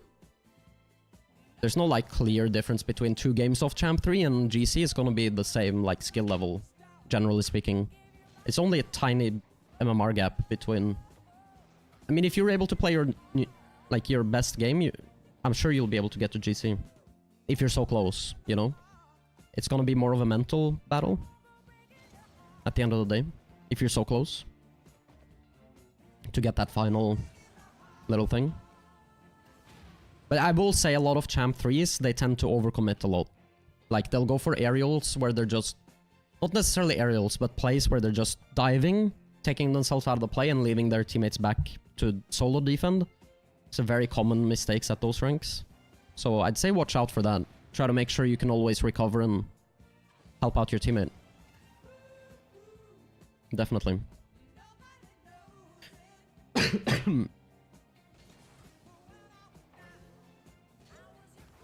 Not the best first touch, but it's okay. Could have hit it slightly more upfield and it would have been nicer. Oh, very close. It's okay.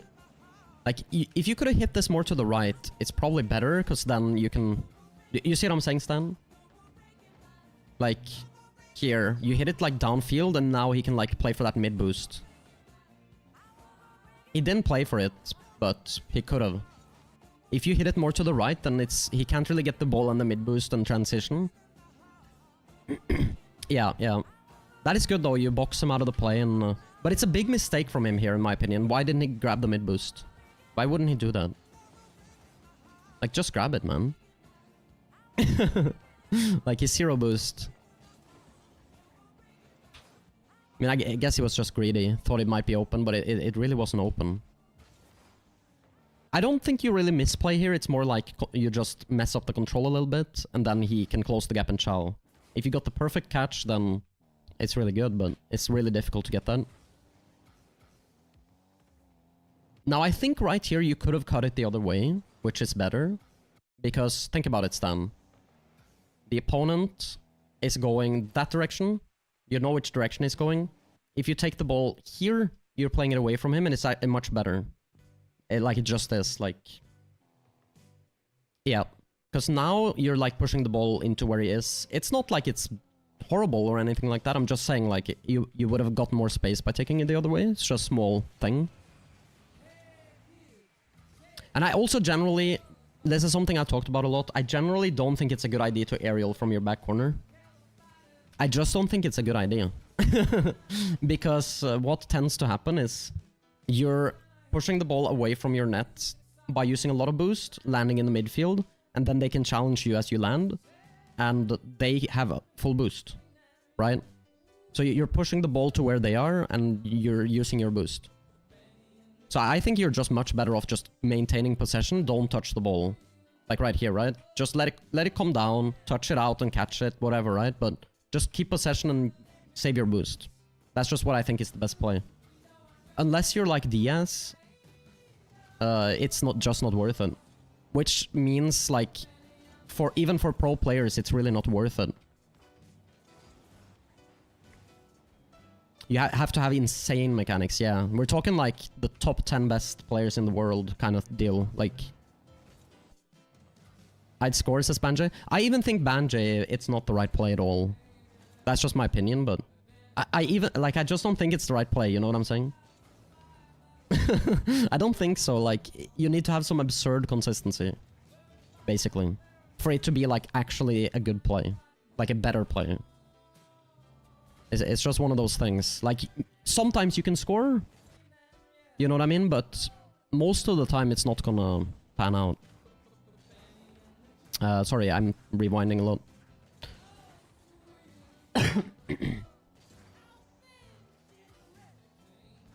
Good fake chow.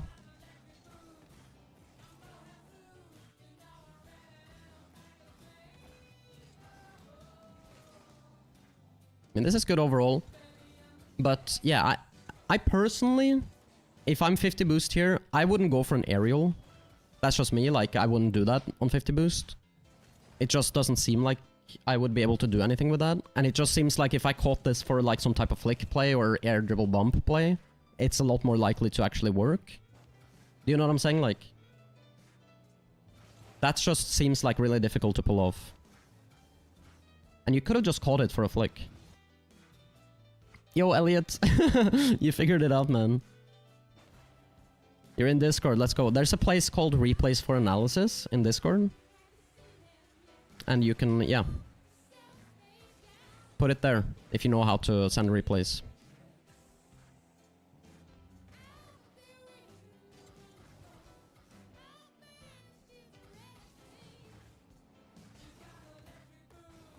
Right here, Stan, the right play is to, like this, the way you gotta think about this sort of thing in 1v1 is like, this is a battle over this mid boost.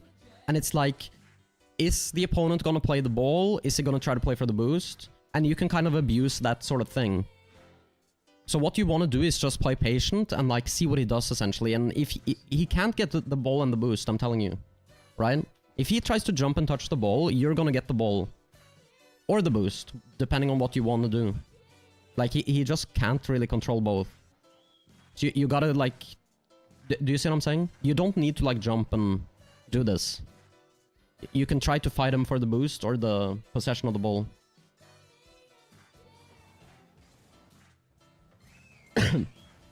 So that's what you should be thinking about, in my opinion.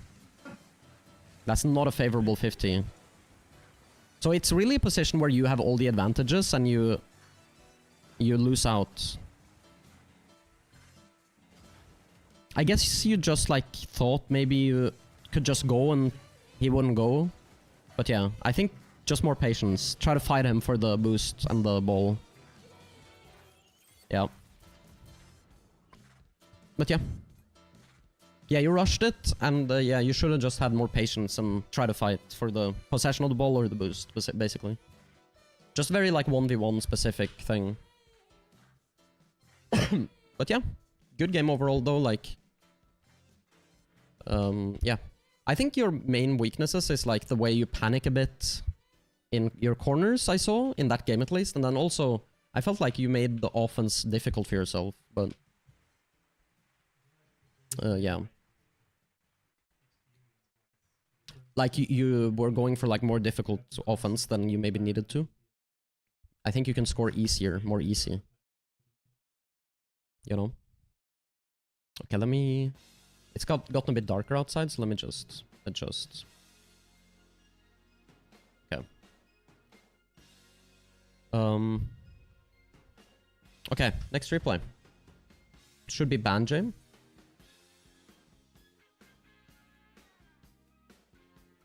Let me get it. What was this? What was this, Banjay? Was it some, like, scrim? You can send me replay, man, but just put it in there, Elliot. I'll look at it.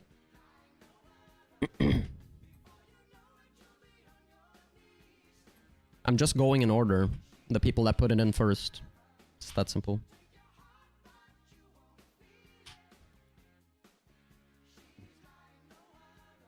What's the name? I'll go out in case it didn't refresh. Do you know what it's called? What's this? I really gotta go toilet, so I'm just gonna do that real quick. I'll just go toilet real quick. Be right back.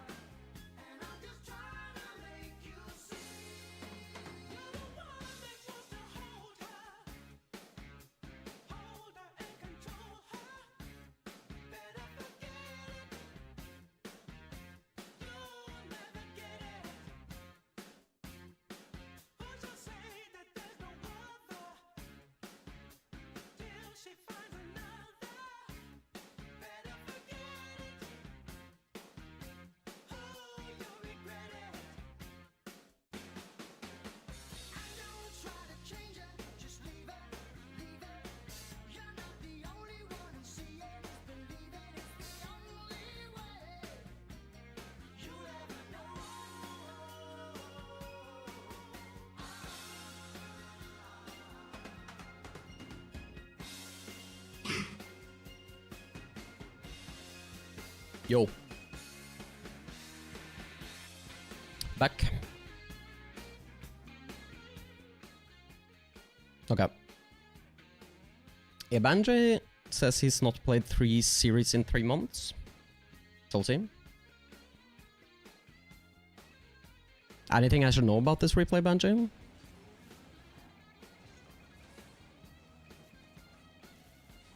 I saw B plus 6 mans, of course, but...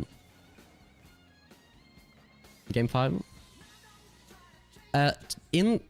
If you look at pinned messages in that Discord channel, you can find how to find it on your PC. Or you can type !replay in chat right now and you'll see how to find it in your files. Okay, let's watch. You play dog shit?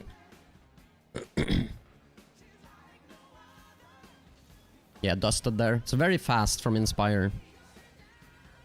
Just gotta be a bit more careful, I guess, as third man kind of thing. Since your teammate is like a little stuck there on low boost. But it's a nice play from that guy though. It's very quick and he put it on target. Your teammate was 0 boost back. He could have probably done something, but he's 0. He got himself a bit stuck.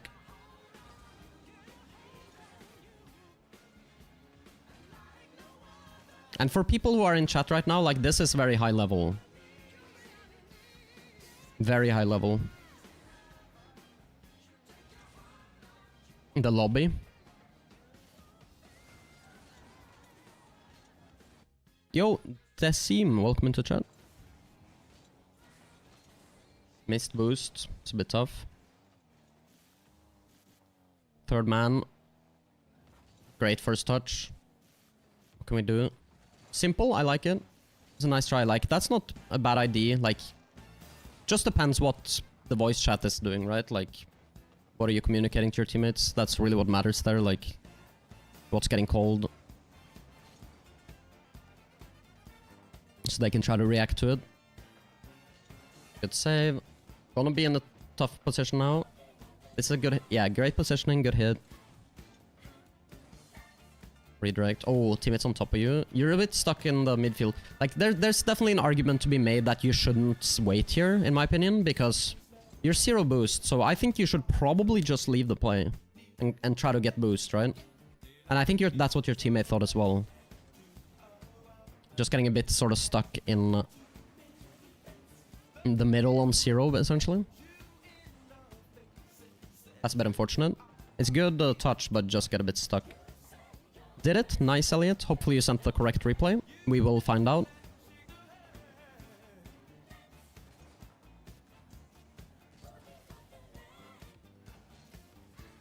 Yeah, I kind of feel you should have just driven up the backboard. Personally, but it's fine. Think you could have had a better setup and more control that way. Don't think it was really scoreable. You had time to drive up the backboard. That's interesting. Yeah, potentially Banjo. I'm just saying. There's also a chance they would Giga Rush it and try to pinch it in field, or like pinch it in front of net, but who knows. Good 50. Teammates coming. You got a bump. I feel that might have been a bit not intentional. It definitely wasn't intentional. But it's a very nice bump. If it was intentional. Nice. Trip him up, get the boost. Not the best first touch, but... Threaten that. That's actually really good play if that was on purpose. To like fake the touch. If that's like called and you fake this touch, it's a very good play. But it probably wasn't intentional. Because your teammate didn't look super ready for it. But yeah, you can see here if, like, you can see how threatening that would be if it was called. Like, if Banjis calls, like, fake, fake, fake here, and teammate gets, like, here, and then like, he can beat them, right?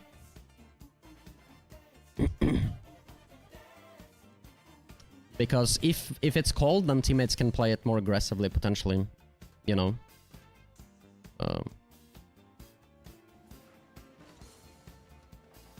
It's so true. It's only calculated if you say calculated. You called mid, yeah. It makes sense. Yeah, fakes is like a very like good... Like, it's just a very strong play. Especially if you have the mechanics to back it up. Then fakes is a very strong play in like 3v3, like meta, where you can like call stuff, right? If you call fakes super early, like then the opponents are gonna struggle a lot more to read the fake than teammates, right? It's a bit unfortunate your teammate drives in that path. He probably wanted the pads. I mean, this is good though, like even though you know he probably has this ball, you still play it just in case, so you're in that position, then you go for bumps, threaten them. I mean, it's good, like that's sort of like just standard good 3v3 stuff. Good bang. I like that you insta-go for that, it's definitely good. Good shot. The hit is so hard, it's gonna be really difficult for the opponents to defend. So it's definitely worth just insta-going. Great first touch, pre-jump though. Nice 50. Just very good. Yeah, gotta wait here. And that's fine. You probably even called it. Or teammate called it. Not the best first touch, which is really what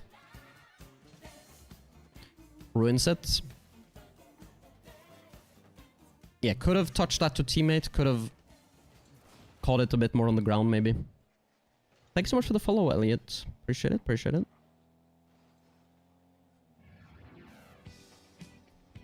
Nice, teammate has it. You got all that attention, brother.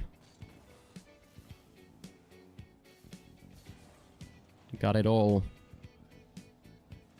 Nice play from them. Inspire's a good player, right, Banjo? I feel like I recognize his name.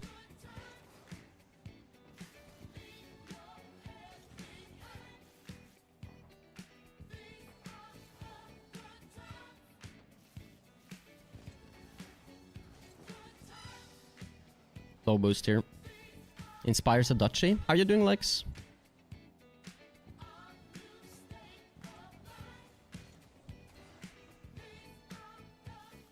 Bit far away from the play here, but you can see what I'm saying, right? Like, chat, like how Banjo is a bit far away from the play here. He's full boost and there's a lot of spacing. If he was closer, then he can capitalize a lot more on what's happening here. If he's like here, then he can capitalize more on this and get a free possession here. That's why the spacing is not the best, because if something like this happens, then he can't be there. And then he has to deal with like getting dunked and stuff like that, and it's not as free. It's not as easy of a ball to play anymore. He does play it very well though. Almost on that. Just messed it up. Trying to find motivation to edit this video. I see. Bit of hesitation there. Yeah, I feel like that was not the best. I feel like you should just confidently go for this.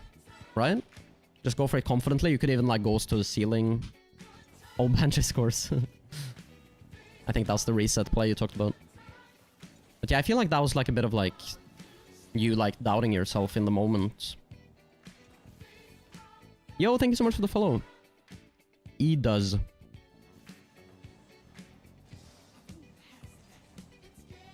Oh. Awkward. Good beat. Oh, Inspire's just gone so early there. Nice flick.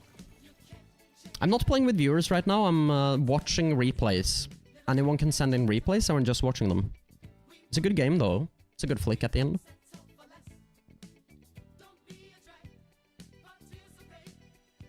Nice gameplay. Okay, let me find the next replay. It is technically Pink Dog's turn. Are you in chat, Pink Dog?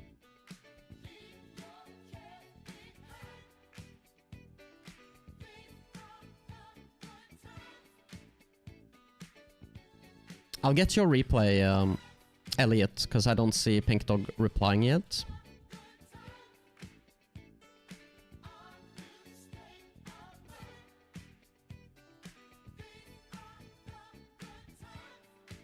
Yes, you type !Discord in chat, and then you can put it in my Discord.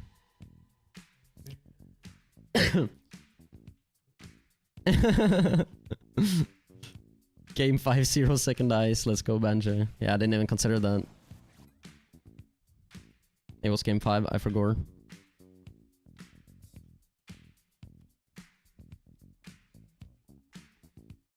Okay, let's watch Elliot's game, if we can find it. I did download it. Okay, that should be the one. Flying Germ. Let's do it. What's your rank, Elliot? I'm guessing this is lower rank. The reason why is because camera settings and the card designs. This should be low rank. This should be probably platinum or below, is my guess, just based off of that. You say unranked? What's your actual rank, though? It's a very short replay. We'll still watch it. Krubus. RL, thank you so much for the follow. It was your turn, Pink Dog, but I skipped you. You're next, though. This is a short replay anyways. Diamond 1 last season. Is that in 2v2? I'm guessing.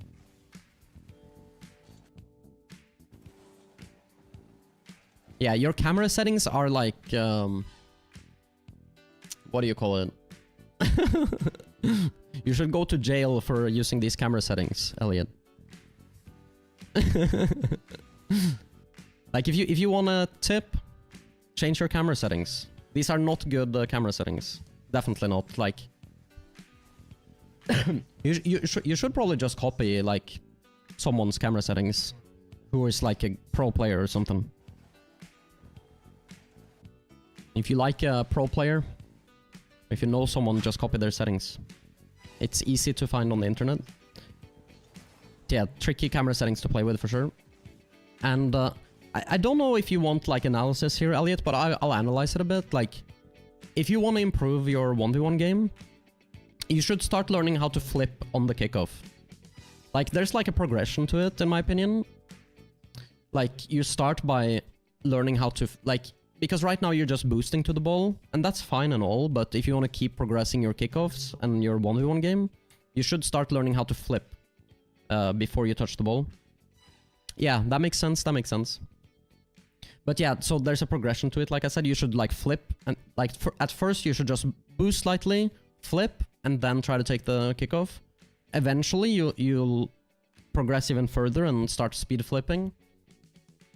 But I wouldn't start with speed flipping. Yeah, so your 1v1 rank is probably platinum or something like that. If you're, or definitely like gold or platinum. If you're diamond 1 in 2v2. And also just like right here, Elliot, instead of just driving slowly to the boost, you could flip to it just to gain some speed.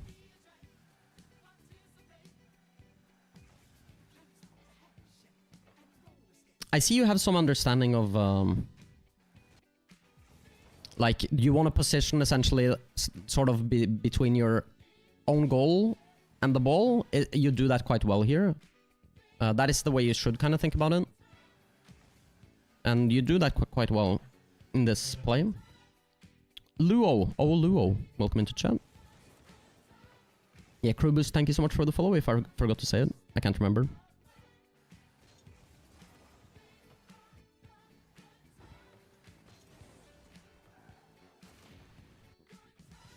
Yeah, you just gotta be careful with challenging. Is the only thing, Elliot. Like, you very easily get punished by challenging in 1v1. Something I'd recommend looking into is, like, shadow defending. I don't know if you're familiar with this concept, but essentially what you're gonna try to do is, instead of challenging super early like this, in his corner, you're gonna pretend like you're challenging, and then you're gonna start turning back and driving back towards your own net. And you're gonna, like, pretend that you're going for the ball, but you're not actually gonna do it, to try to trick him to give you the ball. So instead of just instantly challenging, that's what you could try to do, so you don't have to dive so hard and take yourself out of the game. So that's what I would like look into if you want to. Yeah, you can look it up. Like, there's a lot of videos on it, like shadow defending or just fake challenging, how to do it. People will give you tutorials on it and stuff like that. It's a nice try. Get a good demo. Yo, Tooth, how are you doing? See, you do it here. That's good. You see that, Elliot? You fake, you get him to give the ball to you for free. Like, you don't actually go here, you pretend. Turn, now you have free ball. You could score here. And you do. Nice. I did not watch Cosmic play yesterday, but I did see that Daniel qualified, and I think Cosmic also qualified, right? Beat first killer. 3-1, I think I saw in the bracket. That's pretty sick. I mean, Cosmic's been playing very good in the last event as well. Definitely leveled up his game. Okay, the opponent is AFK. We take those. Yeah, Daniel got smoked in the previous salt mine. He played really poorly, and then he did qualify this one. I'm assuming he played good. I did not watch.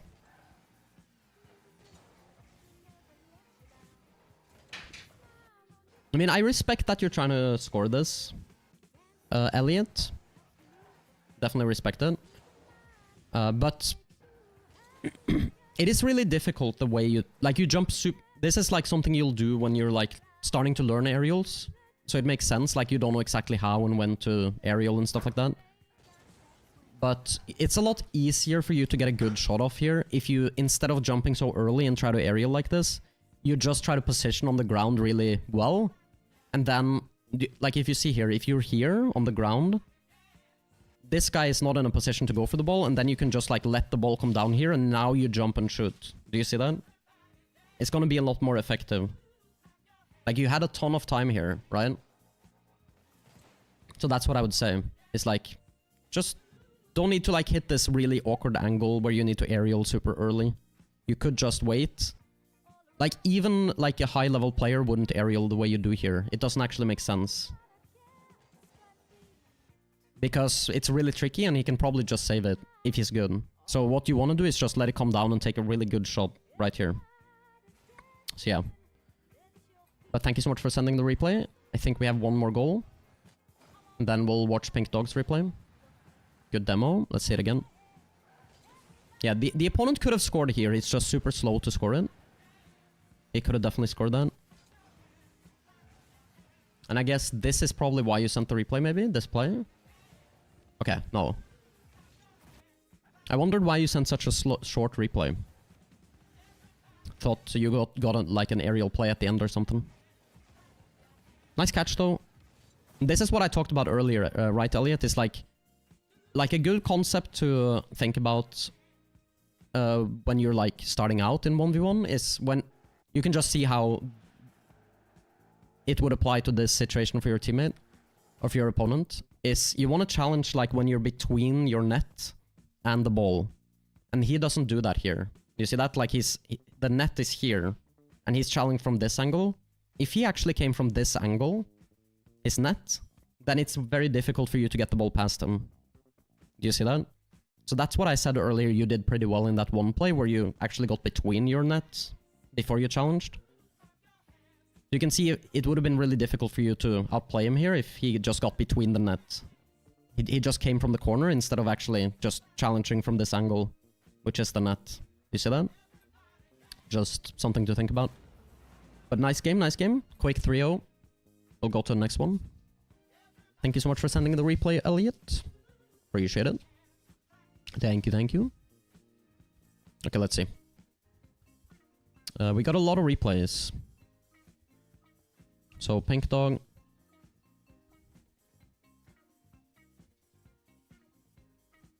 Pink Doggo.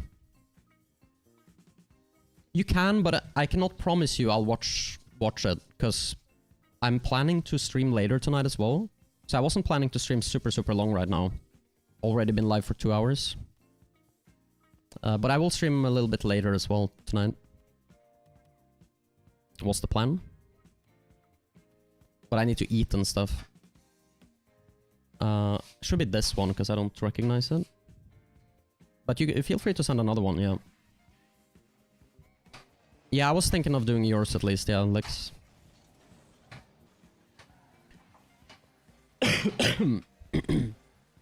Yup. Maybe we can do your replay later tonight, Tooth. And do like a proper analysis. When I'm live later. Nice demo. Teammates out of the play. Oh.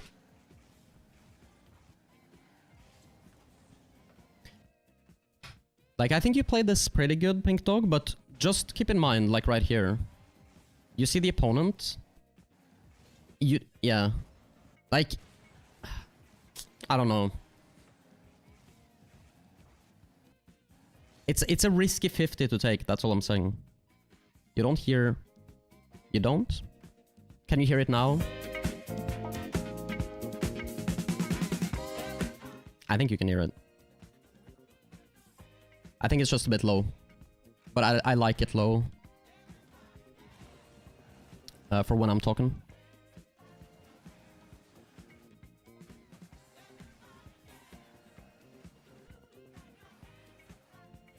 I mean, I knew you could hear it, but...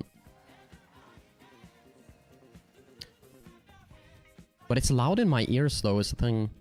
And I've changed... I thought I'd change that. Honestly, I can't be bothered dealing with this right now. I'll look at it later. I don't want to spend time on it. We'll just continue.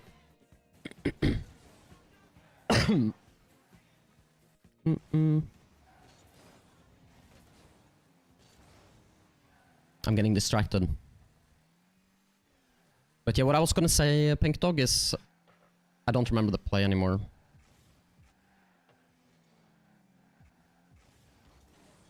Maybe it was earlier. Either way, I'll just continue the replay. Yeah, I was here. I remember now. Like, it's risky to take this 50. That's what I was gonna say. Because you could pinch this into your net. Or, like, in a bad position. You're probably better off letting him touch it. And not jumping for it. And trusting your teammate that is actually covering the net. Behind you. This is good, though. It's totally fine. You get a bit stuck, but overall it's pretty decent. Like... You're being careful by not getting dunked and then the ball spills out to your teammate. I don't know, Krubus. Probably 8 o'clock my time, Central European time. I don't know exactly. It's gonna be later, the longer I stream now though, is the only thing. So that's why I think I might just end soon. But I'll try to stream a little bit. Get 2 I'll only do 2 replays. I will not do your replays, Eric, probably. But I can do it a different time. Maybe we can do it later, even. If you're here, when I stream a little bit later tonight. But I'll only watch 1 more replay after this. I decided now. I already streamed longer than I planned to. That always happens, though. When I do 2 streams in a day. So I need to end at some point so I can eat, etc. And then we'll be live later. They'll miss from him. They'll pinch. Kind of gave away the possession there. Threaten a bump. Yeah, you just gotta make sure, Pink Dong, you don't get so stuck when you go for these bumps. We talked about this in the other game, but like, just keep your momentum better, right? Like here you get so stuck, you're like not efficient. You're using a lot of boost.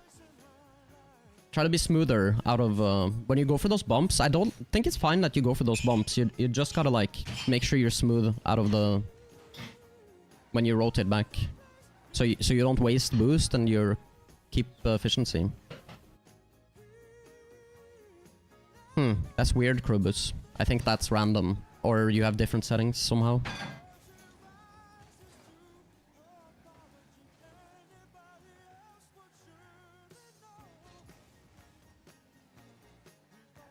Bit of panic here. Like, your teammate maybe should have left this for you, but I think as long as you keep your eye on this Nessia guy, do you see here? As long as you look at his car, you can just chill. And you can catch it on the ground. Do you see what I'm saying? If you just look at his car and like pay attention to so he can't clean beat you, you are closer to the ball, just you could just chill. But yeah.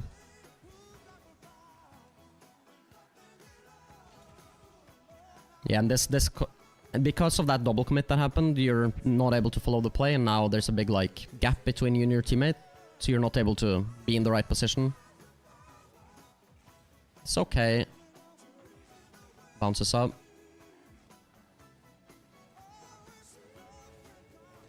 Yeah, that's fine.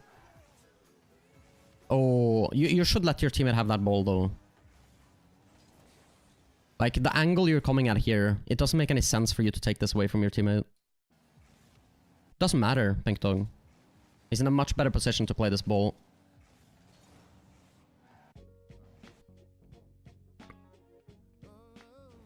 I mean, he could have had the mid boost and the... He could have had the mid boost and the ball, if you let him. I think it's a bit greedy from you, if you ask me, but... Like, you already have a ton of boost, keep in mind. So if you let him have the ball and the mid boost, potentially, then... Yeah. It's fine, though.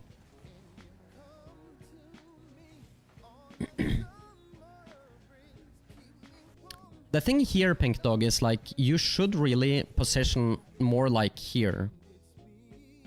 And then you can like, if he touches it, you can play the ball, potentially, you're in a position to, and if he misses, then you can also play the ball. You want to be like here. You can just play the ball around them. And if he touches it, you can react and just drive where you need to go. Isn't that risky? I don't think so, actually. You just gotta be like calculated with it. Like, you don't have to commit if it looks too risky. But if you're not close enough to where you can't even play the ball, then that's not good. Like, think about it. Like where are you covering the a good amount of options? Is it like here where you're at, like all the way left? Like, is the ball likely to come to you here? Or is it more likely to come to you, like, are you more likely to be able to play the ball if you're like more here? It's not even like you're closer to the play, it's more like you're just like in this position. Like, if teammate touches it across, this guy might be awkward and you can like kind of pressure. and if it misses, then you have the option to go. You don't have to, you can just turn and defend. What if the opponent was closer? He can't, like, the opponent can't be closer because he's scared of this touch from your teammate. Like, he's worried about this touch. So he's gonna wait, like, in somewhere in this area. And then if you think the clear is coming here now, and you're facing the play, you can just turn back and you're fine. Like, you can still defend if you just turn back here. But if you're already turned back, then you don't have the option open. Like, if you're already starting to shadow. Like, you're not leaving the option open of going. You just gotta have, like, don't be too trigger happy and make sure you don't dive like a crazy person. You know? Don't commit to the idea that you have to go if you're facing forwards. Like, you can always turn back. As long as you keep your momentum a little bit, you can just turn. You're gonna be back fast. Nice demos here. Yeah, get him here and get him as he lands. Yeah, that's really good. And then, yeah, I don't mind you going for this boost. That's good. Free ball here. You got, like, yeah, little late to go. Like, you gotta make sure you beat him here clean. You're hesitating a lot. But you do get the clean beat. You do get bumped though because you're so late, but still get the goal. Yeah, not only, the thing is, Pink Dog, this is something everyone could think about, is when the ball is actually coming towards you, it is much easier for you to beat the opponent. Like, it's just like a game knowledge thing where anytime the ball is moving towards you, you're gonna be very fast to the ball. Even if it feels like the opponent is quite close to the ball. If the ball is moving towards you, you're gonna beat him. Does that make sense? Because it actually is a lot faster for you to reach the ball because the ball is moving towards you. It sounds like it's really stupid for me to say, like it's obvious. But it's not as obvious as you might think. Like, when you're actually playing the game. It's like kind of hard to like internalize. I don't know. Like, sometimes it feels like they are closer than they are. But if the ball is moving towards you, you usually can always beat them. Unless they're like right on top of it. Right. But well played though. You could fake here. You do fake it, that's nice. Get the boost. He kind of misplayed. Just Jamie, thank you so much for the follow. Overextended a little bit here. It's fine though. Like, this shouldn't be threatening. Like, it's way too far to go. He can't really carry that like top corner.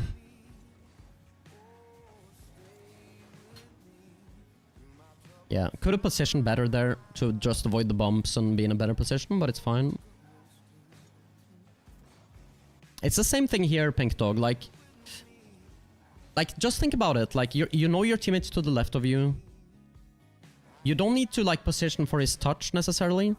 Like, essentially what I'm trying to say is, you want to, like, play his miss, his fake, or whatever. If he catches it up the wall or whatever, just drive out and let your teammate come through. Right? You want to cover different options. Do you see what I'm saying? Like right here, just like if you catch it up the wall, fine. You can just drive out. But if you're here, you're covering like a lot of options here. And if he messes up, then you can just go for the ball or demo or... yeah. You go... I won't have time to watch your replay right now during this stream, just so you know, Jamie. But the way you do it is you type !Discord and you drop the replay in the Discord.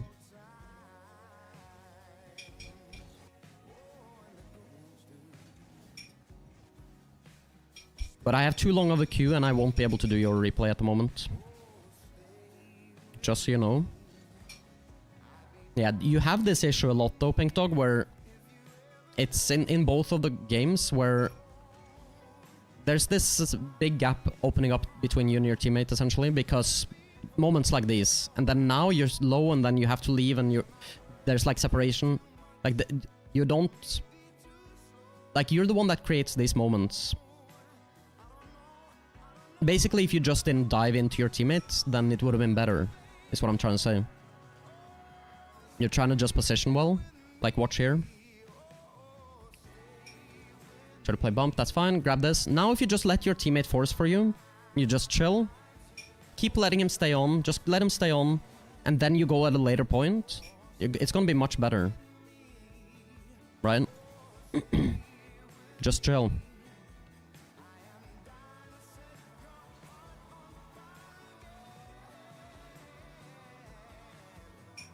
Good first touch.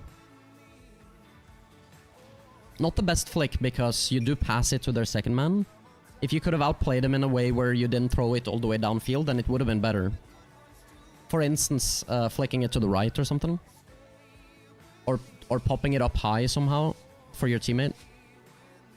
With the flick instead. But it's okay. It's not bad still. This I don't mind too much because you could have probably scored that, but... like you're kind of cutting your teammate again, but... I do think you jump a bit soon. Like you didn't need to jump so early. You could have waited a little bit with jumping. Gotten a bit closer first, but... You could have probably scored that though. Or you definitely could have. So I don't hate it that much. Oh, close. Nice try. Oh, that's a bit unfortunate. Now you could have made your hitbox a bit like larger, probably, and tried to dunk it in better. Instead of using like the tip of your car and just max forcing it, you could have like blocked it more and try to force it in. But it's still a bit unfortunate.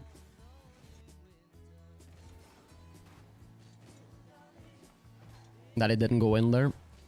But it should be fine, like this should be a win now. That's totally fine. Unfortunate. Yeah, just dove a bit too soon. Your teammates demoed. If you took your time a bit more, would have been better. Your teammates would have had more time to respawn. Fake chow here, for instance, and then try to make the save. But it's fine. You have the win in the bag. Almost certainly. Now you could have jumped there and probably beat him.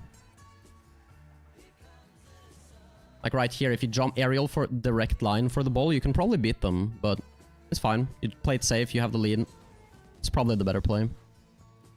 I think I would have probably jumped for that though, I'll be honest, because it just looked like you had a beat, to be honest, but... Oh, that's unfortunate. But yeah, like I said, this game is in the bag. Just gotta not do anything super dumb.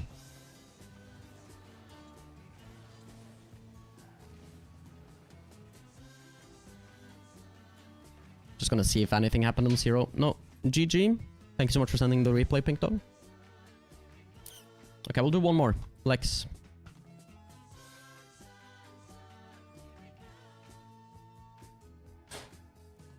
I think it's like your second man position, like the way you play, like follow up on your teammate a lot. You tend to like just have a little bit more patience, let your teammate sort of try to read the play, have a bit of patience, and then try to position where you're supposed to position and save your boost. Because what happens a lot is you're a bit eager to enter the play when you're sort of positioning a second man in attack, is what I'm talking about. And then you end up on low boost, and then you're sort of ending up like really far away from your teammate, and it's like a snowball that keeps rolling, kind of thing. What rank is this? The replay we just watched was like GC1, GC2. I don't know what exactly. Pink Dog can let us know. Okay. Let's watch the replay. Let me download it.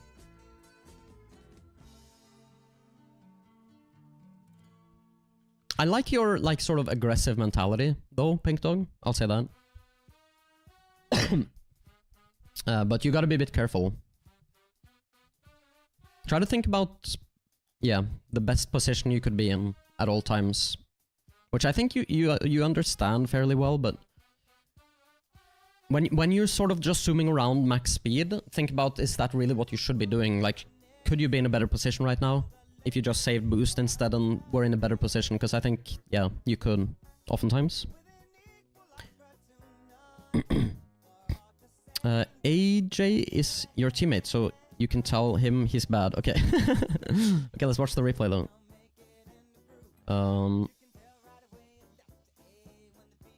Send to the flying drum, I think it's that one. No. Which one is it? This, Teamberg? Found it. Yeah, for people who don't know, this is Lex in chat, who's also a streamer. Go follow him. He played a tournament, a 3v3 tournament, and he ran into a team with Catalysm. Catalysm is a very, very good player. He's like a pro player. He's made lands. He's been consistently top 8 in Europe for a long time, which is very, very high level stuff. I don't know exactly how good his teammates are, but we'll watch it. This is the last replay, yeah. I can do more maybe later tonight if we want to do that. I don't know if we want to keep doing it, but we'll see. I'll do some probably, though, later tonight. I don't know if we'll only do that, though. Okay, let's watch from the start. I'll just read chat for a quick moment, though, because I feel like I missed some stuff. No problem, Pink Dog. Would you rather have unlimited bacon but no games, or unlimited games but... Wait, what? Ultimate's game... what are you saying, Mieber? I'll ignore that. Yeah, I'll analyze it in general, Lex, for sure.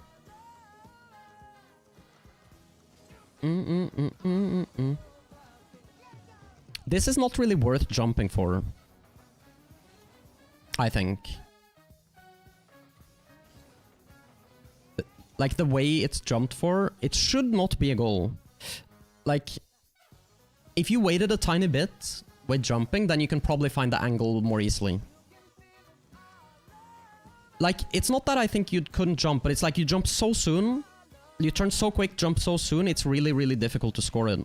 I think if you waited like a split second, you could have even like used your flip, potentially, to score it. But it's tricky, right? I think he kind of knows this is a tricky shot for you, and it's just gonna try to defend it. The fake actually should have been a goal, to be honest. It wasn't not an intentional fake, but... See here, like, this is scoreable. If this is a bang top corner, it's not gonna get saved. But you didn't call the fake, so it was tricky to react to, probably.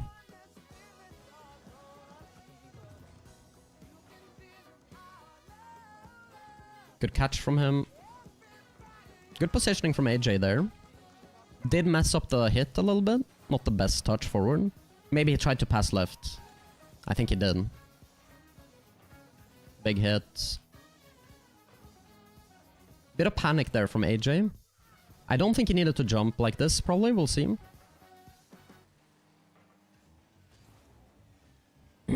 Yeah, the thing here is AJ shouldn't jump for this, because he's very much last man, and like, he can't really do much with this touch. He's much better off just defending from the ground and try to stall time for his teammates to come back and help him. Because if this goes wrong, it could just be an open net here. You see the problem?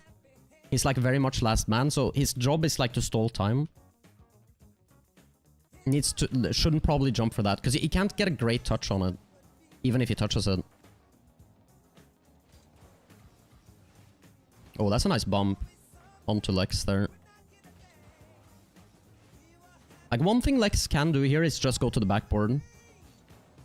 He has a teammate challenging for him, so he could just drive up the backboard and try to defend from there. He's gonna have AJ on the ground who can go for him as well. So it would have been a pretty good play to just get to the backboard there. It's honestly probably what I would suggest. Just defend from the backboard. And one thing, like, in 3v3, when you're the one defending on the backboard, you oftentimes don't want to dive too soon. You want to have a bit of, like, patience, oftentimes, if they're coming at you. And then you want to let the people on the ground sort of chow for you. Yeah. Yeah. Just like... Yeah. But it's a great bump, though. And that was a really nice play from them. Like... Let's be honest. Oh, that's a bit unfortunate. Now we're gonna be a bit on an awkward situation here. Super stuck. We do mess up the touch a bit. The opponent actually got caught off guard because he expected Lex to play this better than Lex did. Like, he thought Lex would catch it up the wall, which is what Lex kind of wanted to do. So he was getting ready to read that, but he got kind of caught off guard because Lex messed up the touch. This pop. You see that?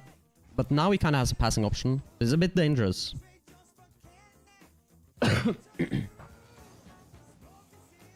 Now we're kind of saved the situation though. Like now we're fine.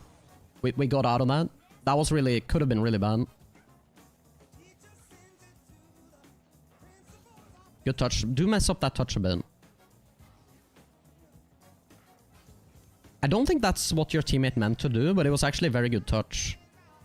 And obviously, ideally, Lex want to get more of like sort of a forwards touch, and then he can land on the wall and follow. Does hit it a bit too much to the right, and now he can't really follow it. And the AMRXK should probably not jump there, because now you're gonna end up in defense. It's gonna be difficult. He should have had a bit more patience, probably. Like in 3v3, if the opponents are playing... Sean? Okay, so that's Sean. I didn't know. In 3v3, if like the opponents are playing good positioning, you're not going to be able to jump for stuff while you're awkward and beat them. Like right here, like he's quite awkward to jump for this. If they're playing good positioning, you're not going to be able to beat here. You see? Like it's just not going to happen. So you don't want to jump for stuff when you're that awkward in threes. If people are actually playing good with their positioning. Like, they're just gonna be in a good position like this, and it's gonna look very easy. Like, see how easy that is for Catalysm? Because it's just because he's in a good position, whilst Sean is not in a good position when he's jumping. Yeah, that's what I said, right, Lex? Like, you wanted, like, a slightly more forwards touch that you can follow, but it's, like, to the right, and then that's just awkward now. That's a really nice catch, though. That kind of salvaged the play. Get a little beat. Sean probably should have shot much better here. Yeah. Can see, like, this is the thing as well in threes. Oftentimes, in these types of situations, you don't want to necessarily focus on scoring. Like, what Sean should really be focused on is just hitting the ball in a position where it's really hard to save. Because this is too easy to save, and now they can control the ball, and now they have possession. Could he have played it slower?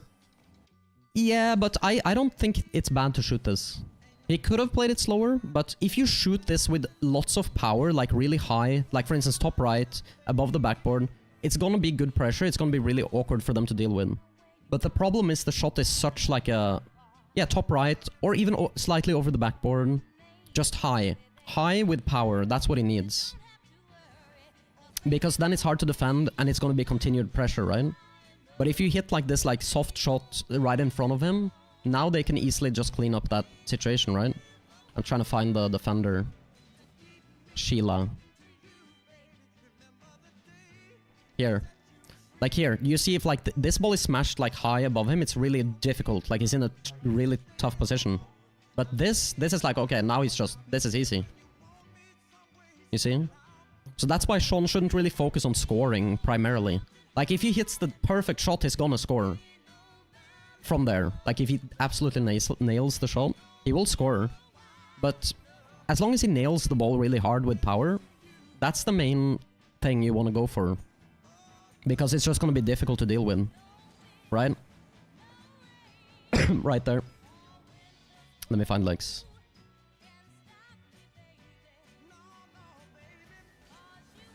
Oh. Not sure what happened there. Good demo. Should be some little bit of space. I don't really think you should do that, Lex. Like, just let your teammate stay on. I know he's low boost, but the problem is you're both in the opponent's corner. So it's like you worked to get the ball out of defense, and then it's very quickly gonna turn into you guys gonna have to defend again when you both get into their corner like that. That's very quickly what's gonna happen. It's like you're gonna have to defend. Like, the pressure isn't gonna last. So what I think is just like, you should just play support. Like, here, see what Sean does, let him play the ball. Whatever happens, you're gonna react and try to cut off the play, you know? Like, and now you can be like here, or whatever, right? In a similar scenario. And you can, like, threaten that you're gonna cover this. Like, this would have been a much better spot, right? Sean is there, you're here. Teammate is below you on ground, and you like have this triangle formation. You see what I'm saying? That's what you should be going for.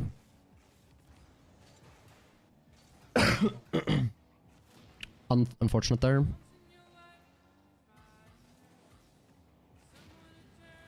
Yeah, could have probably just flipped and rushed the boost grab, whilst also touching the ball slightly into the corner.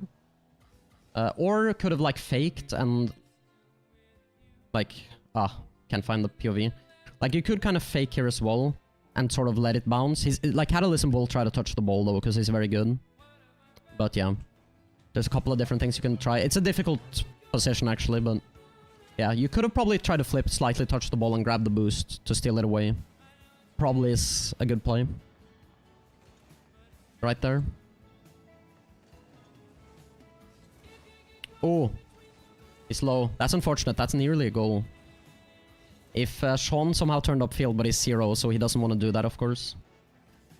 It makes sense. That's a really good back pass. I don't know how like that. I don't think that is exactly the touch you wanted, because it's just unlikely, but it's a really good touch. Really good touch. And this is like, you see AJ here? This is more of like what Sean should have done in that other play. Just a really hard touch on net, which is going to make them fairly awkward, and then you can get some pressure. Now you can build some pressure, get some boost steals going, and sort of, you know, set up this sort of triangle formation that you want, where you're challenging constantly for each other. That's kind of what you want in 3v3, right? So like ideally, you should have this shot from AJ, and then Lex should be like here. Now you can keep pressuring, teammate is behind. But you see that that's not what's actually happening.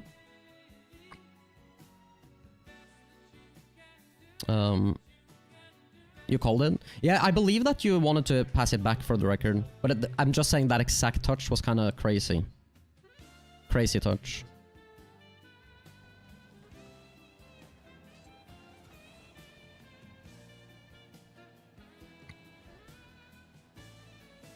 Yeah, you got yeeted. But one thing I will say is, I think overall, just want to say it so far, for me, I think, I don't know if it applies to the whole team, but for you, Lex, and maybe the whole team, it's like, you're trying to play at a very, very high speed all the time, and you don't have to. If that makes sense. You actually want to make sure your structure is more solid, and that you keep your boost totals higher. That's actually going to make you faster in the long run throughout a full game. Because you're not, currently, you're not always ready to follow up as often, kind of thing. It's the same thing as earlier, like I said, Lex. Like, you remember this play in the corner? When Sean was like here and you wanted to like take the ball off him because he was 0? This kind of thing is what I mean. You should try, like, you don't need to always go so fast and stuff. Just chill. And like, keep the structure smooth. Have like higher boost totals. Make sure you don't hold boost as much. You know what I'm saying? Because that to me is like what you're not able to ever really keep pressure extended periods of time, and it's because of this. Because you, yeah, like right here you could potentially keep pressure. And keep pressure, you know? And that way you can generate a lot of chances. And I also think like right here, it's you're really your third man here. And it's a lot of high floaty touches that are really scary here. And it's kind of the same thing earlier as Sean. I think it's okay. Like it kind of works out okay here, I guess, but it's really scary. Because you're jumping from such an awkward position. It's kind of what I talked about. Like oftentimes in 3v3, you don't really want to jump for stuff if it's really awkward. And in Rocket League in general, honestly. Because what's going to happen oftentimes is the opponents are going to be in a position that is not awkward. Like they're not going to be awkward, but you're quite awkward. So it's going to be a lot easier for them to play the game and harder for you to play the game. Like Lex is, or like Catalysm is in a very comfortable position when he's challenging you. Because he has good spacing to the play. Like if we had watched this game from Catalysm's POV, I guarantee you it looks very simple the entire time. And it looked like the game just looks easy for him. Compared to how like difficult it looks for you guys. And it's really because he's just keeping it simple. And he's very, yeah, very solid positioning, keeping high boost total. He doesn't jump for stuff when it's giga awkward. Of course I'm better than Sen. We all know that. Naturally. I'm the GOAT. Of course. Everyone knows that. Everyone says that. That's what everyone says. Okay, let's continue.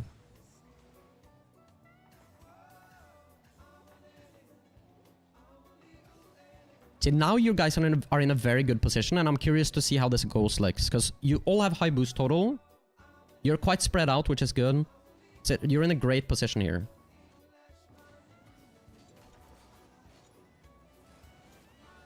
Yeah. It's just a bit of chaos, isn't it?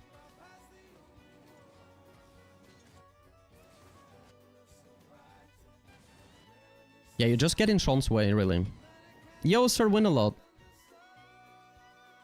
Thank you so much for the raid, man. Can we get a shout out? Let's do it. I'll do it if no one else can. Let me see. 1 second.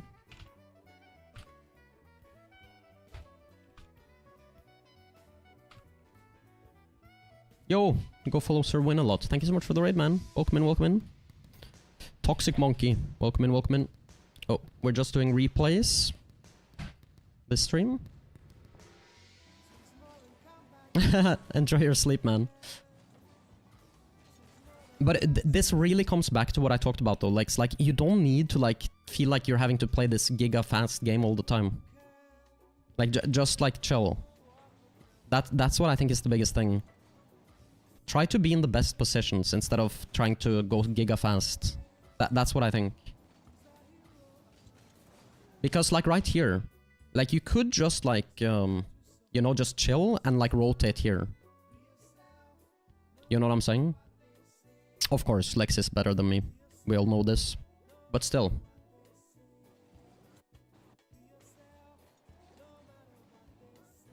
Like, what benefit is it to, like, going this direction? You know what I'm saying? And you had full boost. So this is like the kind of thing, like, I feel like you're just, you want to go really fast, like the whole team. Like, your whole team want to go really, really fast. Which is like a typical feeling when you play threes, but... Okay, if you just like rotate here, and then you can get into the midfield, and then AJ can come through, he had a good chance. I think he actually got pogoed into an own goal, like basically an own goal, is what it would have been a goal. Yeah, well, that was on target, wasn't it? Wait. I have to see now.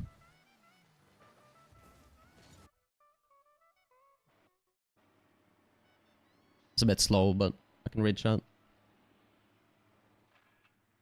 I do not, Pink Dog. Nah, it's not in. It's close, though. It's close. It would have been posted out.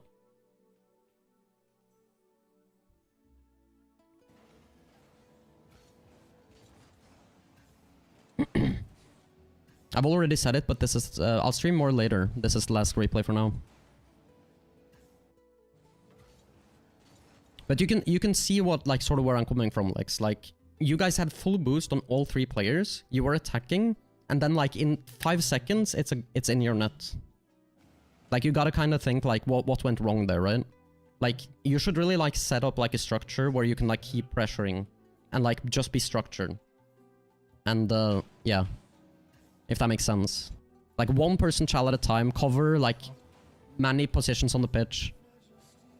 And just sort of chill. And make sure you don't get in each other's way, etc. And don't have this feeling that you need to, like, go giga fast. Oh. That's a really good touch, though, down to teammate. Rumble later. Not tonight. I just don't want to.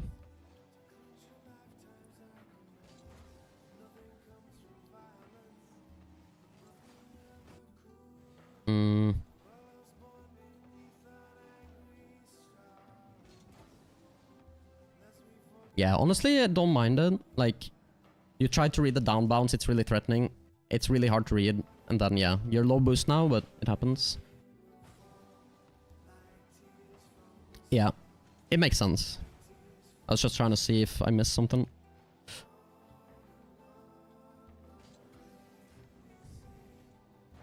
Very nice try. Just didn't quite get it. You knew that was threatening, and it was. Do get the save, but it's just not quite enough. Thank you so much for the follow, by the way, Toxic Monkey, if I forgot to say that. Appreciate it.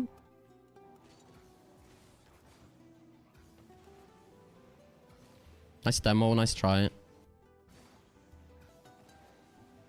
But it's the same thing, like if you see AJ here, same problem kind of, like he rushes this a lot from a really awkward angle and just, like it's like you're trying to go, like the whole team is like trying to go fast all the time. And if he just takes his time here, it's a very good chance you guys score. Like if he just drives here, this demo happens and he gets into this angle, now he can like, has the pass, he can shoot top here, he can go low 50, there's just a lot of threats, but this is not threatening. Like, you guys see what I'm saying? Like, you're trying to go fast. You need to, like, realize when you don't have to. And just play structured. Basically. It's gonna be a lot more... You're gonna find a lot more success for sure. You could have tried to pass here. It was a bit awkward with the smoke screen, though. But that would have been a good play. Potentially. You kind of get a nice touch to your teammate though, so that's pretty nice. Leave it for your teammate. Try to look for boost. Probably this is not where you want to go if you want to look for boost. Like, you probably want to go into the midfield and look for pads, etc. But it's fine. As long as your teammates are being careful. You can also disrupt the play from here. Got a bit spooked that you thought your teammate might be missing that. And yeah, it's the same thing, right? Like, you're just all sort of getting cluttered here. And yeah, because, yeah. This is because of the defense as well, but you have like no one back defending now, and everyone's flipping down the field. Basically, like all three of you are just flipping down the field. Catalysm has like a insanely free ball where he can just aerial clear it super hard wherever he wants, and all of you guys are flipping down the field. That's not good. One of you guys should be, like, waiting back. Like, for instance, Lex, if, like, let's just say, if you let your teammates go here, it can really be anyone, but someone needs to get, like, sort of play deeper on the pitch. Let's say you waited, and then this happens, now you can cut this off. Right? And then your teammates can flip downfield and try to disrupt, go for boost. Like, you just gotta spread. Right? Like, you can't all just flip down the field and try to go max speed all the time.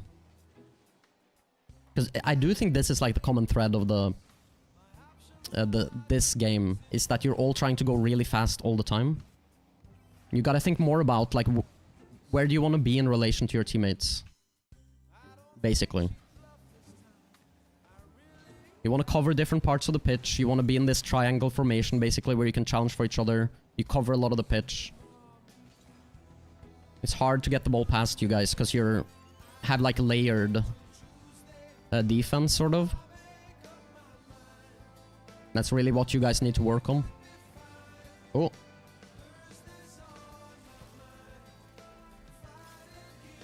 Kickoff.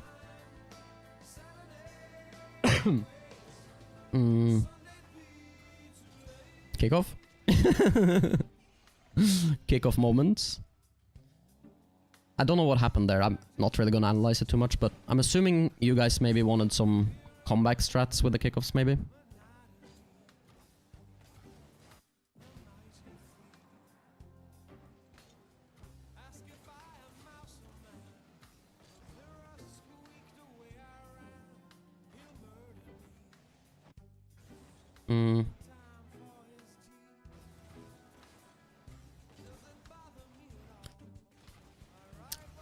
Like, I know it's like a bit different because it's like you guys are down 6-0, but if I'm gonna be like completely objective, like you should really, like, you remember I talked about this, like if you have a guy on the backboard, like ideally you want to have the guys on the ground like sort of chow for him, and then he can just sit there and chill. So I think personally Sean should not really jump out for this, and then instead you should be the one to cut off the play. So like Sean can just chill there and cover high if anything happens, and you can just like position like in the midfield like this and just go for this ball. If you see what I'm saying. You can just catch it.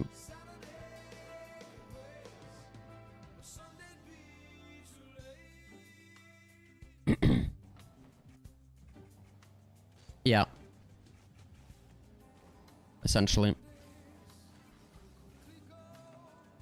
But I also think it's a little bit to do with the fact that you're trying to go so fast, like I talked about. Like, you instantly go up to supersonic, but you're not putting yourself in the best position to cover the midfield. So like, instead of just flipping to supersonic, you should just like chill and just get here, and then now you can like, you see what I'm saying? Like, you don't need to instantly get to supersonic actually. Like, just chill out a little bit. Save some boost, like, because you're 80 here, right?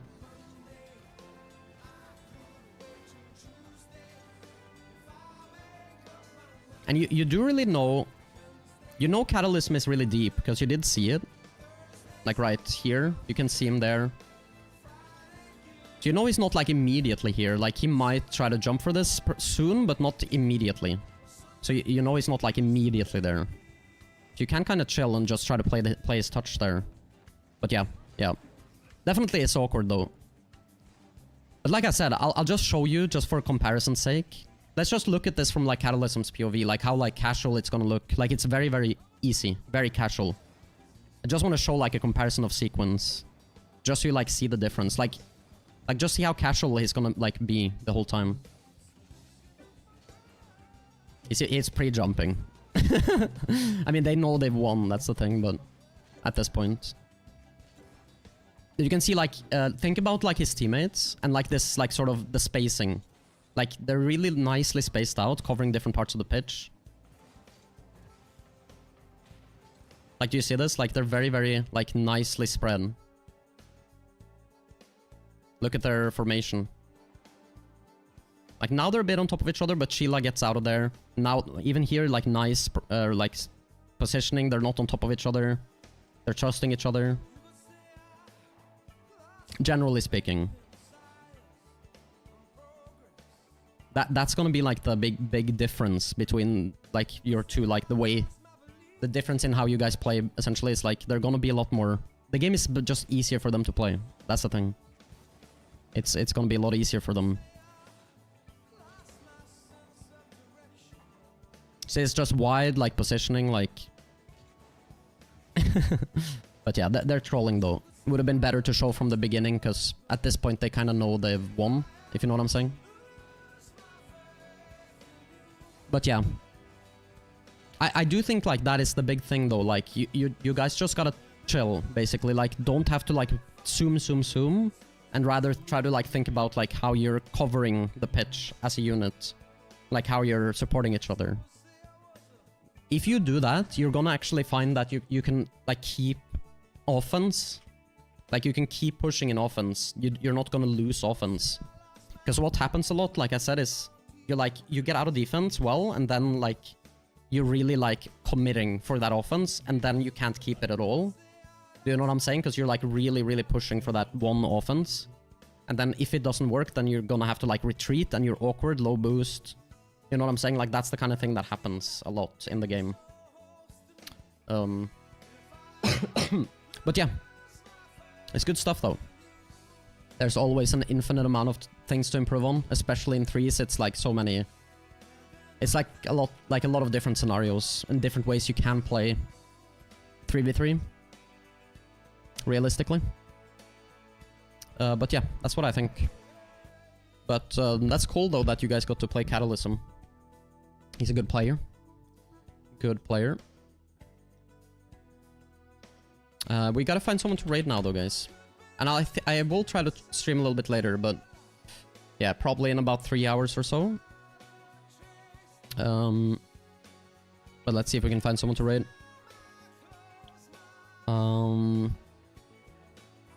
Could raid... I don't know, could raid Lord Feet, I guess. I don't know who else to raid, really. I could raid Nix's Vibers. Remember Fortnite furry mustard. Should I do that? I don't know who to raid. I could raid Firmis. Let's do that. Sure, let's raid him. He raids me sometimes. I feel like I haven't raided him in a bit. Let's do that. He actually has 50 viewers. At the moment. He's doing replay reviews or something. But yeah, either way, GG's. Thank you so much for sending the replays, and I'll see you soon. Bye bye. I'll see you later.